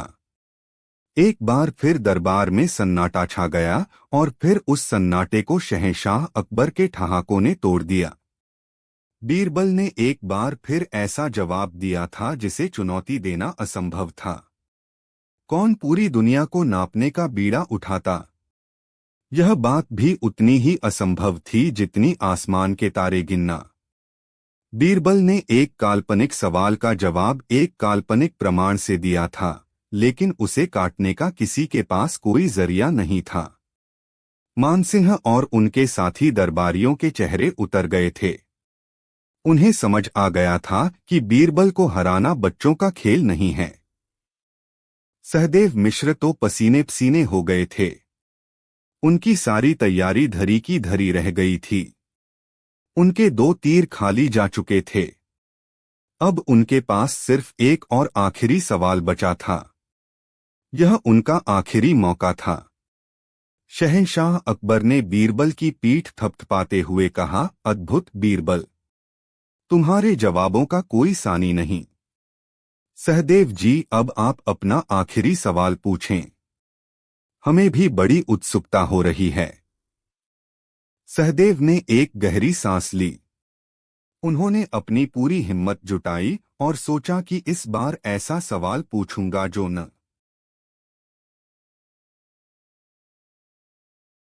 तर्क पर आधारित हो, न विज्ञान पर, बल्कि सीधे सीधे गिनती पर आधारित हो, ताकि बीरबल कोई गोलमोल जवाब न दे सकें। उन्होंने अपनी कांपती हुई आवाज को स्थिर करते हुए पूछा, मेरा तीसरा और आखिरी सवाल है, बताओ बीरबल, इस पूरी दुनिया में इस वक्त कुल कितनी औरतें हैं और कुल कितने मर्द हैं? यह सवाल सुनकर पूरा दरबार स्तब्ध रह गया। यह कैसा सवाल था? भला पूरी दुनिया की आबादी और उसमें भी औरत मर्द की अलग अलग गिनती कौन बता सकता है? आज के जमाने में भी जनगणना करने में सालों लग जाते हैं और तब भी एकदम सटीक आंकड़ा मिलना मुश्किल होता है। उस जमाने में तो यह कल्पना से भी परे था। इस बार तो खुद शहंशाह अकबर को भी लगा कि सहदेव ने बीरबल को वाकई में फंसा दिया है। यह न तो भेड़ के बालों वाली बात थी, न ही जमीन में छड़ी गाड़ने वाली। इसका जवाब तो एक निश्चित संख्या में देना था। अगर बीरबल कोई भी संख्या बोलते तो सहदेव तुरंत उसे गलत साबित करने के लिए सबूत मांग लेते, जो बीरबल कभी नहीं दे पाते। दरबारियों की नजरें अब बीरबल पर थीं। बीरबल के चेहरे पर अब भी कोई घबराहट नहीं थी, लेकिन उनकी मुस्कान गायब हो चुकी थी। वे कुछ देर तक गंभीर मुद्रा में खड़े रहे, जैसे किसी बहुत गहरे मंथन में लगे हों। उनकी यह खामोशी दरबार में बैठे उनके दुश्मनों की उम्मीदें बढ़ा रही थी। उन्हें लगा कि आखिरकार बीरबल की बोलती बंद हो ही गई। काफी देर की खामोशी के बाद बीरबल ने अपना मुंह खोला। उनकी आवाज में एक अजीब सी उदासी और गंभीरता थी। उन्होंने शहंशाह अकबर की ओर देखकर कहा, जहांपनाह, यह सवाल बहुत मुश्किल है। इसकी गिनती करना लगभग नामुमकिन है। यह सुनते ही सहदेव और उनके साथियों की बाछें खिल गईं। देखा जहांपनाह, मान गया न अपनी हार। मैंने कहा था न कि यह सिर्फ बातों का खिलाड़ी है, सहदेव खुशी से चिल्लाए। बीरबल ने उनकी बात को अनसुना करते हुए अपनी बात जारी रखी। जहांपनाह, गिनती मुश्किल इसलिए है क्योंकि इस दुनिया में और खासकर आपके इस दरबार में भी कुछ लोग ऐसे हैं जिन्हें न तो पूरी तरह से मर्द की श्रेणी में रखा जा सकता है और न ही औरतों की श्रेणी में। यह सुनकर दरबार में सनसनी फैल गई। बीरबल क्या कह रहे हैं? शहंशाह ने भी हैरानी से पूछा, यह तुम क्या कह रहे हो बीरबल? साफ साफ कहो। बीरबल ने एक गहरी सांस ली और महामंत्री सहदेव, राजा मानसिंह और उनके कुछ साथी दरबारियों की ओर सीधी नजरों से देखते हुए कहा, जहां पनाह, मर्द वो होता है जिसमें हिम्मत हो, जो दूसरों की तरक्की देखकर खुश हो, जो अपनी बुद्धि का सही इस्तेमाल करे। और औरत वो होती है जिसमें ममता हो, करुणा हो और घर जोड़ने की कला हो। लेकिन जहां पनाह, आपके इस दरबार में कुछ लोग ऐसे भी मौजूद हैं जो दूसरों की काबिलियत देखकर जलते हैं, उनके खिलाफ साजिशें रचते हैं, उन्हें नीचा दिखाने के लिए ओछे हथकंडे अपनाते हैं। ऐसे लोगों में न तो मर्दों वाली हिम्मत है और न ही औरतों वाली करुणा। ये लोग सिर्फ नाम के मर्द हैं। इन्हें किसी भी गिनती में शामिल करना मर्दों और औरतों दोनों का अपमान होगा। बीरबल ने एक पल रुककर अपनी आवाज को और बुलंद किया और कहा, इसलिए जहां पनाह, अगर आप हुक्म दें कि ऐसे सभी लोगों को जो दूसरों से जलते हैं और साजिशें करते हैं, दरबार से निकालकर मौत के घाट उतार दिया जाए, तो मैं आपको ठीक ठीक बता सकता हूं कि बाकी बची दुनिया में कितनी औरतें हैं और कितने मर्द। बीरबल का यह जवाब एक सवाल नहीं, मेरा बल्कि एक तलवार था जो सीधा उनके दुश्मनों के कलेजे में उतर गया था। सहदेव मिश्र, मानसिंह और उनके साथी यह सुनते ही थरथर कांपने लगे। उनके चेहरे का रंग उड़ गया था, जैसे किसी ने उनका सारा खून निचोड़ लिया हो। उन्हें अपनी आंखों के सामने अपनी मौत नाचती हुई दिखाई दे रही थी। बीरबल ने न सिर्फ उनके सवाल का एक ऐसा जवाब दिया था जिसे वे सुन भी नहीं सकते थे, बल्कि उनकी असलियत को पूरे दरबार के सामने नंगा कर दिया था। सहदेव मिश्र अपनी जान बचाने के लिए फौरन बीरबल के कदमों में गिर पड़े और गिड़गिड़ाते हुए बोले, मुझे माफ कर दीजिए राजा बीरबल। मुझे माफ कर दीजिए जहांपना। मुझे मेरे सवाल का जवाब मिल गया। मुझे कोई गिनती नहीं जाननी।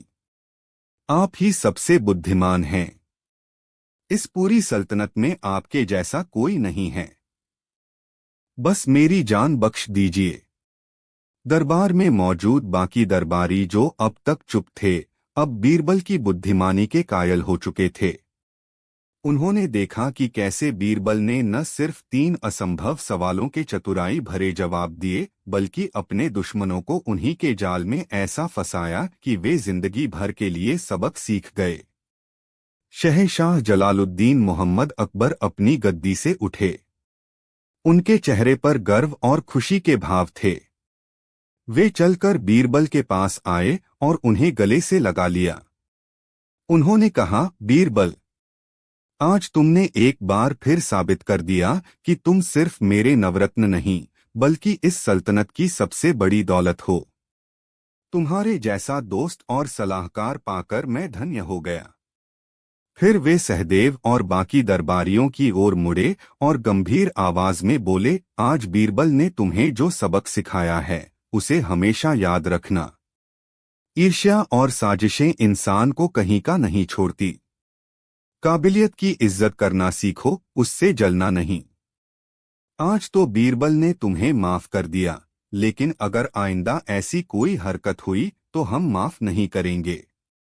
उस दिन के बाद से दरबार में किसी की हिम्मत नहीं हुई कि वो बीरबल की बुद्धिमानी को चुनौती दे सके। बीरबल की चतुराई का यह किस्सा आगरा के किले से निकलकर पूरे हिंदुस्तान में फैल गया और आज सदियां बीत जाने के बाद भी लोगों की जुबान पर है। यह कहानी सिर्फ एक सवाल और जवाब की कहानी नहीं है, बल्कि यह इस बात का सबूत है कि सच्ची बुद्धिमत्ता सिर्फ ज्ञान में नहीं, बल्कि विवेक, हाजिर जवाबी और इंसान की फितरत को समझने में निहित है। अकबर बीरबल की चतुराई की कहानियां। अकबर का सवाल, बीरबल का जवाब। अकबर बीरबल के किस्से। बीरबल की बुद्धिमानी की कहानियां। निश्चित रूप से प्रस्तुत है बीरबल की बातें सीधा दिल पे लगती हैं विषय पर एक विस्तृत शब्दों का निबंध। यह निबंध बीरबल के चरित्र, उनकी बुद्धिमत्ता के विभिन्न आयामों, प्रसिद्ध किस्सों के गहरे विश्लेषण और आज के जीवन में उनकी शिक्षाओं की प्रासंगिकता पर प्रकाश डालता है। बीरबल की बातें सीधा दिल पे लगती हैं। प्रस्तावना: एक परिचय जो काल से परे है।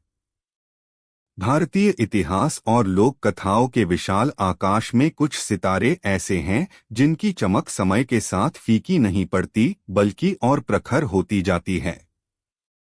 इन्हीं में से एक हैं बीरबल, जिनका नाम आते ही बुद्धि, हाजिरजवाबी, विनोद और मानवीय संवेदना का एक सजीव चित्र मन में उभर आता है।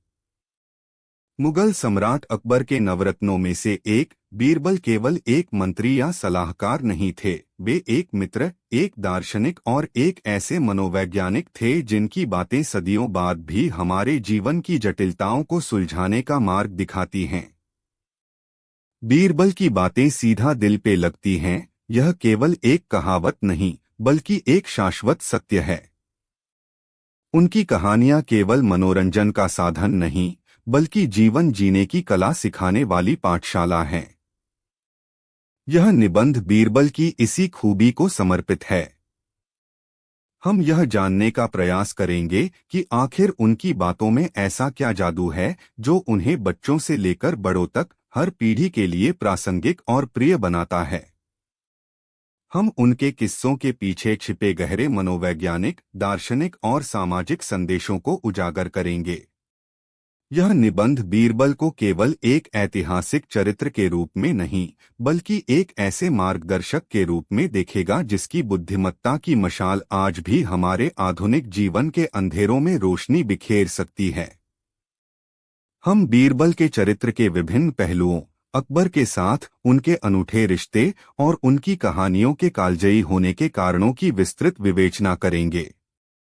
यह यात्रा हमें मुगलकालीन दरबार से लेकर आज के कॉरपोरेट दफ्तरों, पारिवारिक रिश्तों और व्यक्तिगत दुविधाओं तक ले जाएगी और हर मोड़ पर हम पाएंगे कि बीरबल की सीधी सादी बातें वास्तव में कितनी गहरी और दिल को छू लेने वाली हैं। अध्याय 1: ऐतिहासिक परिप्रेक्ष्य, महेश दास से राजा बीरबल तक। बीरबल के चरित्र की गहराई को समझने के लिए उनके ऐतिहासिक अस्तित्व को जानना आवश्यक है। बीरबल का मूल नाम महेश दास था और उनका जन्म 1528 में उत्तर प्रदेश के कालपी के पास एक ब्राह्मण परिवार में हुआ था। वे अपनी काव्य प्रतिभा, संगीत ज्ञान और असाधारण बुद्धिमत्ता के लिए जाने जाते थे। उनकी ख्याति धीरे धीरे फैली और अंततः वे मुगल सम्राट अकबर के दरबार तक पहुंचे।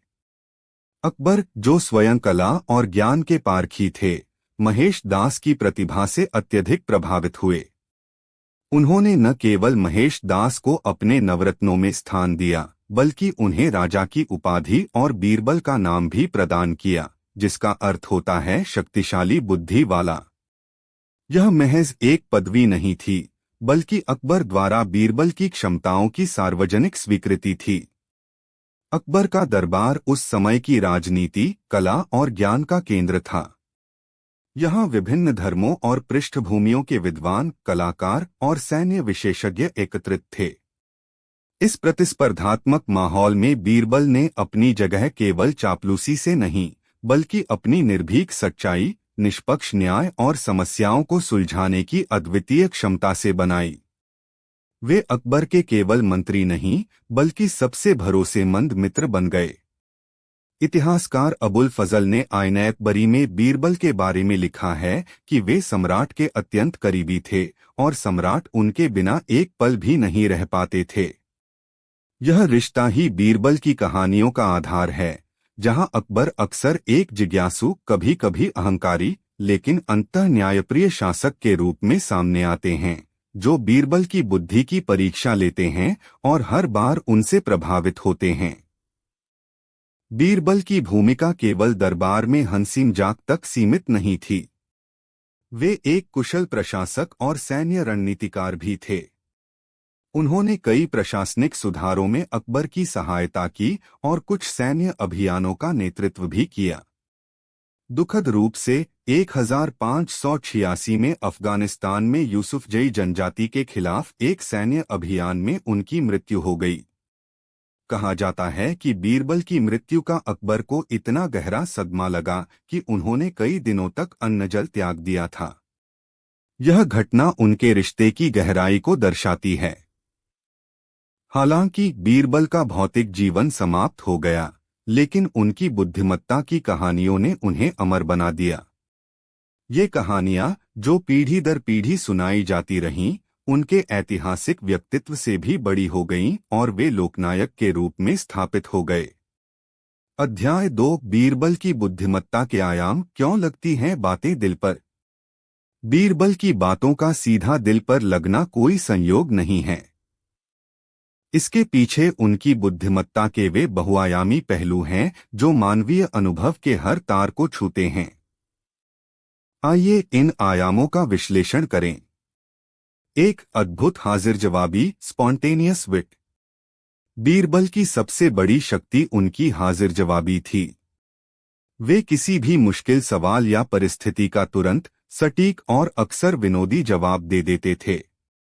यह केवल चतुराई नहीं थी, बल्कि स्थिति को तुरंत भांपने और उसके अनुरूप रचनात्मक समाधान प्रस्तुत करने की क्षमता थी।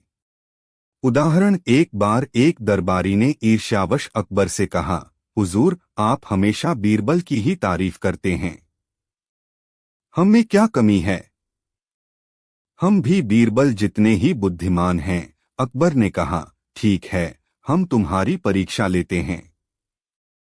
जाओ, शहर में कितने कौए हैं, गिनकर आओ। वह दरबारी चकरा गया। यह एक असंभव काम था। वह कई दिनों बाद खाली हाथ लौटा। अब अकबर ने बीरबल को बुलाया और वही सवाल पूछा। बीरबल ने तुरंत उत्तर दिया, जहां पनाह, हमारे शहर में ठीक 99,999 कौए हैं। अकबर ने आश्चर्य से पूछा, तुम्हें इतनी सटीक संख्या कैसे पता?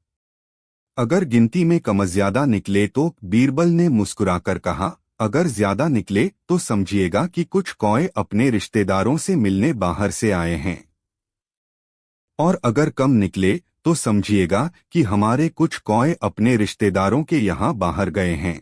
अकबर और पूरा दरबार इस जवाब पर हंस पड़ा। दिल पर असर। यह किस्सा हमें सिखाता है कि हर समस्या का सीधा सपाट तार्किक समाधान नहीं होता। कभी कभी रचनात्मक और आत्मविश्वास से भरा जवाब असंभव लगने वाले काम को भी संभव बना देता है। यह हमें आउट ऑफ द बॉक्स सोचने के लिए प्रेरित करता है, जो आज के समस्या समाधान के दौर में एक अमूल्य गुण है। 2 मानवीय मनोविज्ञान की गहरी समझ, deep understanding of human psychology. Birbal लोगों के मन को पढ़ने में माहिर थे। वे जानते थे कि डर, लालच, प्रेम, अहंकार और ईर्ष्या जैसी भावनाएं इंसान से क्या करवा सकती हैं। उनकी न्याय करने की पद्धति अक्सर इसी मनोवैज्ञानिक समझ पर आधारित होती थी। उदाहरण, असलीमा कौन का प्रसिद्ध किस्सा इसका सर्वश्रेष्ठ उदाहरण है। जब 2 औरतें एक ही बच्चे पर अपना हक जताती हुईं अकबर के दरबार में पहुंचीं, तो कोई गवाह नहीं था। बीरबल ने एक सरल लेकिन क्रूर लगने वाला समाधान सुझाया, बच्चे के 2 टुकड़े कर दो और दोनों को एक एक टुकड़ा दे दो। यह सुनते ही एक औरत शांत खड़ी रही, जबकि दूसरी चीख पड़ी, नहीं, ऐसा मत करो। बच्चा इसी औरत को दे दो, बस इसे जिंदा रहने दो। बीरबल ने तुरंत उस रोती हुई औरत की ओर इशारा करते हुए कहा, महाराज, यही असली माँ है। दिल पर असर। यह कहानी सीधी दिल पर इसलिए लगती है क्योंकि यह मातृत्व के सबसे पवित्र भाव, त्याग और निस्वार्थ प्रेम को उजागर करती है।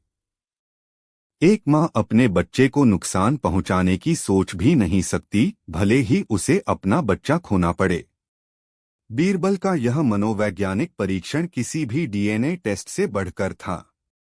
यह हमें सिखाता है कि सत्य अक्सर सतह पर नहीं, बल्कि भावनाओं की गहराई में छिपा होता है। 3 सरलता में छिपा गहरा संदेश, प्रोफाउंड मैसेजेस इन सिंप्लिसिटी। बीरबल की बातें और समाधान अक्सर बहुत सरल होते थे, लेकिन उनके पीछे का संदेश बहुत गहरा और दार्शनिक होता था। वे जटिल समस्याओं को सरल रूपकों और उदाहरणों से समझाते थे, जो हर किसी की समझ में आ जाता था। उदाहरण, अकबर ने एक बार दरबार में एक लकीर खींचकर कहा, इस लकीर को बिना छुए या मिटाए छोटा करके दिखाओ। सभी दरबारी सोच में पड़ गए। बीरबल आगे आए और उस लकीर के नीचे एक और बड़ी लकीर खींच दी। पहली लकीर अपने आप छोटी दिखने लगी। बीरबल ने कहा, महाराज, किसी को छोटा दिखाने के लिए उसे मिटाने की जरूरत नहीं है। आप खुद उससे बड़े बन जाइए, वह अपने आप छोटा हो जाएगा। दिल पर असर, यह छोटा सा किस्सा जीवन का कितना बड़ा दर्शन सिखाता है। आज की प्रतिस्पर्धी दुनिया में, जहां लोग दूसरों को नीचा दिखाकर आगे बढ़ने की कोशिश करते हैं, बीरबल की यह बात एक मार्गदर्शक सिद्धांत है। यह हमें नकारात्मक प्रतिस्पर्धा के बजाय सकारात्मक आत्मसुधार पर ध्यान केंद्रित करने की प्रेरणा देती है। यह बात सीधी दिल पर लगती है क्योंकि यह हमारे नैतिक विवेक को जगाती है। 4. न्यायप्रियता और निष्पक्षता, love for justice and fairness. Birbal हमेशा सत्य और न्याय के पक्ष में खड़े रहते थे, चाहे सामने कोई भी हो।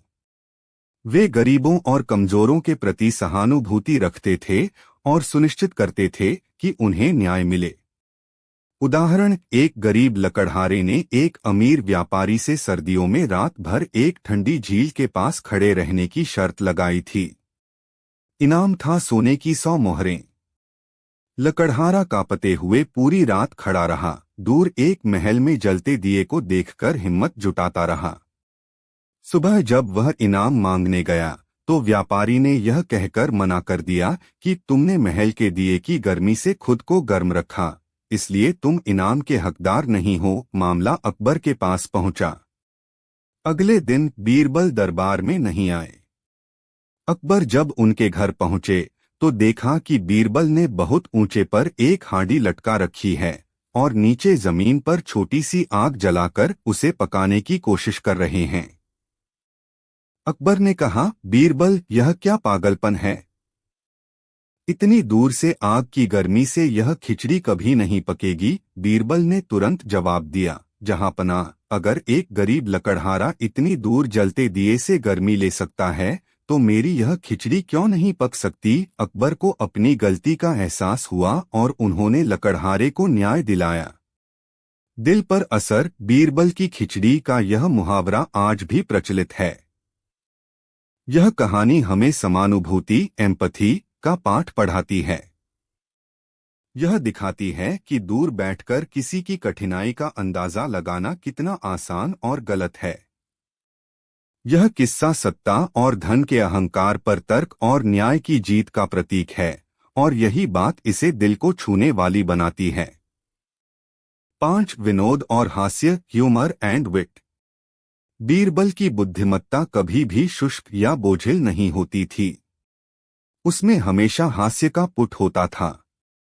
वे गंभीर से गंभीर बात भी हंसी मजाक के अंदाज में कह जाते थे, जिससे वह आसानी से स्वीकार्य हो जाती थी। उनका हास्य किसी का अपमान करने के लिए नहीं, बल्कि स्थिति को हल्का बनाने और अपनी बात को प्रभावी ढंग से रखने के लिए होता था। उदाहरण, एक बार अकबर ने पूछा, बीरबल, बताओ दुनिया में सबसे मीठी चीज क्या है? किसी ने शहद कहा, किसी ने चीनी, किसी ने फल। बीरबल ने कहा, जहांपनाह, दुनिया में सबसे मीठी चीज है इंसान की बात। जब सबने आश्चर्य जताया तो उन्होंने समझाया, मीठी बात से दुश्मन भी दोस्त बन जाते हैं और कड़वी बात से दोस्त भी दुश्मन। फिर उन्होंने पूछा, और सबसे कड़वी चीज? उन्होंने खुद ही जवाब दिया, वह भी बात ही है। दिल पर असर, यह सरल संवाद हमें संचार के महत्व को सिखाता है। हमारे शब्द रिश्तों को बना भी सकते हैं और बिगाड़ भी सकते हैं।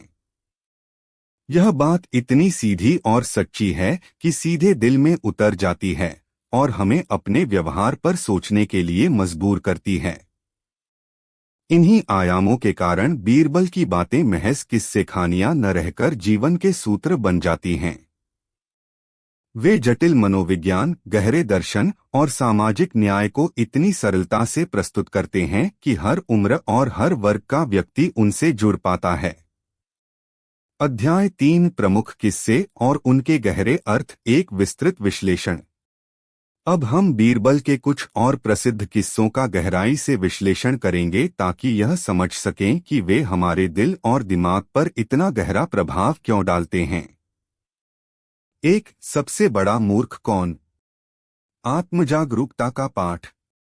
कहानी। एक बार अकबर ने बीरबल को आदेश दिया कि वे राज्य के 6 सबसे बड़े मूर्खों को ढूंढ कर लाएं। बीरबल कुछ दिनों बाद 2 लोगों के साथ दरबार में हाजिर हुए। एक आदमी घोड़े पर बैठा था, लेकिन अपने सिर पर घास का गट्ठर रखे हुए था। दूसरा आदमी जमीन पर गिरी कुछ मोतियों को ढूंढ रहा था, जबकि दिन में उजाले के लिए उसने एक हाथ में मशाल पकड़ रखी थी। अकबर ने पूछा, बीरबल, मैंने 6 मूर्ख लाने को कहा था, तुम सिर्फ 2 लाए हो। बीरबल ने समझाया, हुजूर, यह पहला आदमी घोड़े पर सवार है, फिर भी बोझ अपने सिर पर ढो रहा है। यह मूर्ख है। यह दूसरा आदमी, जिसकी अंगूठी रात में कहीं और खोई थी, वह उसे यहाँ ढूंढ रहा है क्योंकि यहाँ रोशनी ज्यादा है। यह दूसरा मूर्ख है। अकबर ने कहा, ठीक है, बाकी 4 कहाँ हैं? बीरबल ने विनम्रता से कहा, माफ करें जहांपनाह, तीसरे मूर्ख वे दरबारी हैं जो जानते हैं कि मैं बुद्धिमान हूँ, फिर भी मुझसे ईर्ष्या करते हैं और मुझे नीचा दिखाने की कोशिश करते हैं।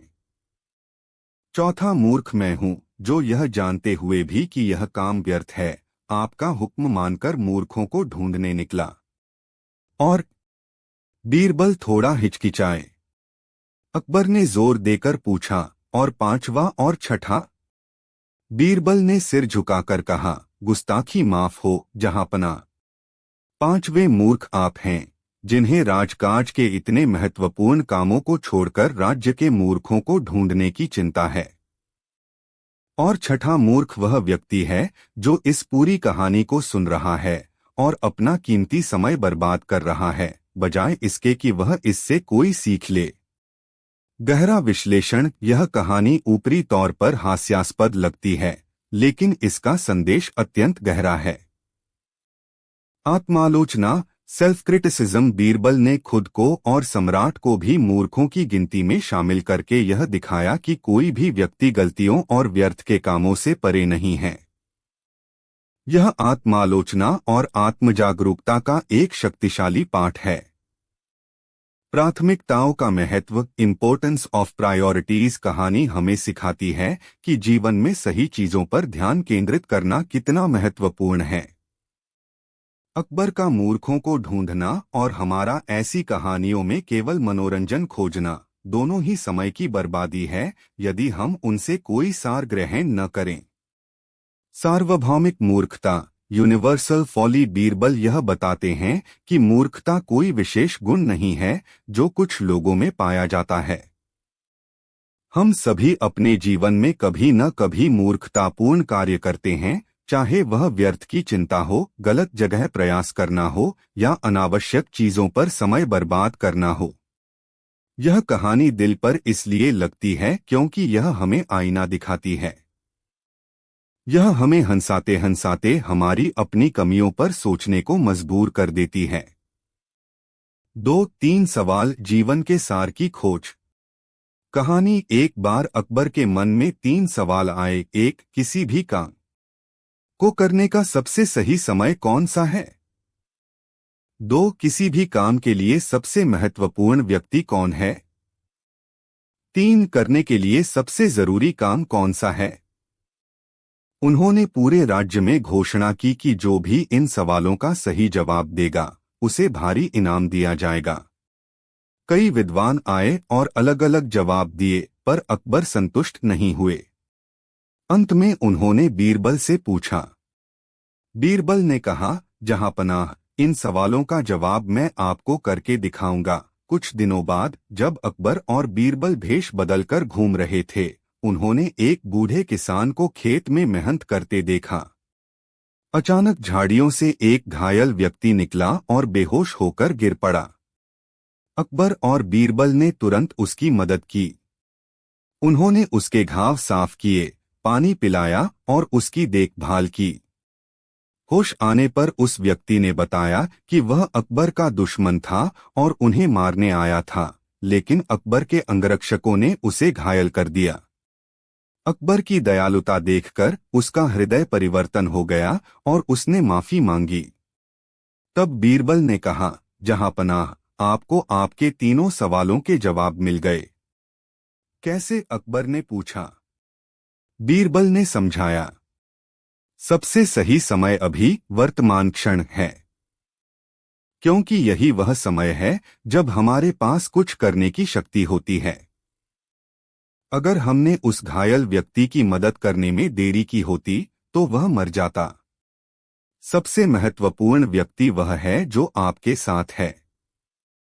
उस समय वह घायल व्यक्ति आपके लिए सबसे महत्वपूर्ण था, न मैं न कोई और। सबसे जरूरी काम भलाई करना है। उस व्यक्ति की भलाई करना उस क्षण आपका सबसे जरूरी काम था। इंसान को दुनिया में भेजा ही इसलिए गया है कि वह दूसरों की भलाई करे। गहरा विश्लेषण। यह कहानी लियो टॉल्स्टॉय की प्रसिद्ध कहानी 3 क्वेश्चंस का भारतीय संस्करण मानी जाती है, लेकिन इसका सार सार्वभौमिक और कालातीत है।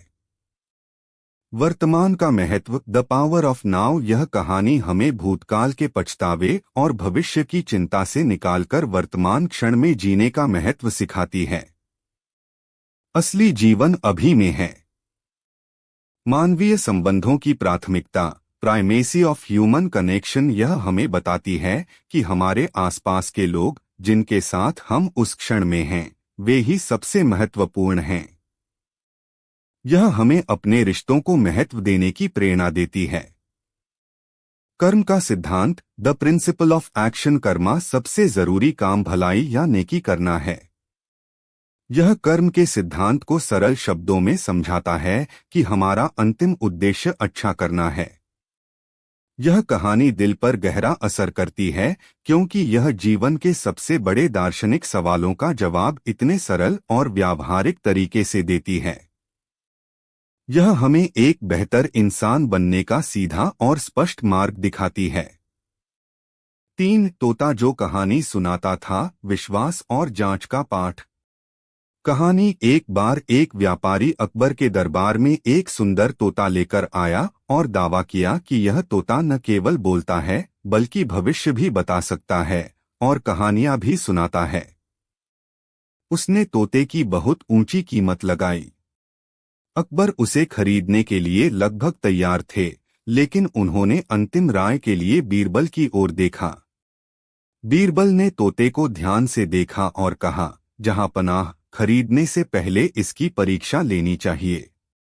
बीरबल ने व्यापारी से कहा, हम इस तोते को एक रात के लिए अपने पास रखेंगे। अगर यह सच में वैसा ही है जैसा तुम बता रहे हो, तो कल सुबह तुम्हें मुंह मांगी कीमत मिलेगी। व्यापारी राजी हो गया। बीरबल तोते को अपने घर ले गए। अगली सुबह जब व्यापारी दरबार में आया तो बीरबल ने दुखद चेहरा बनाकर कहा, अफसोस, तुम्हारा तोता रात में मर गया। व्यापारी यह सुनकर चौंक गया और गुस्से में चिल्लाने लगा, यह कैसे हो सकता है? मेरा तोता तो अमर था, उसे कुछ नहीं हो सकता था। जैसे ही उसने यह कहा, बीरबल मुस्कुराए और पर्दे के पीछे से तोते को बाहर निकाल दिया। उन्होंने अकबर से कहा, जहांपनाह, जो तोता अपनी खुद की मौत की भविष्यवाणी नहीं कर सका, वह दूसरों का भविष्य क्या बताएगा? और जो व्यापारी कल तक इसे भविष्यवक्ता बता रहा था, आज इसे अमर बता रहा है। यह व्यक्ति झूठा है। गहरा विश्लेषण। यह कहानी आलोचनात्मक सोच, क्रिटिकल थिंकिंग और अंधविश्वास पर तर्क की जीत का एक उत्कृष्ट उदाहरण है। दावों का सत्यापन, वेरीफाइंग क्लेम्स। बीरबल हमें सिखाते हैं कि किसी भी बात पर, चाहे वह कितनी भी आकर्षक क्यों न लगे, आंख बंद करके विश्वास नहीं करना चाहिए। उसकी जांच और परख करना आवश्यक है।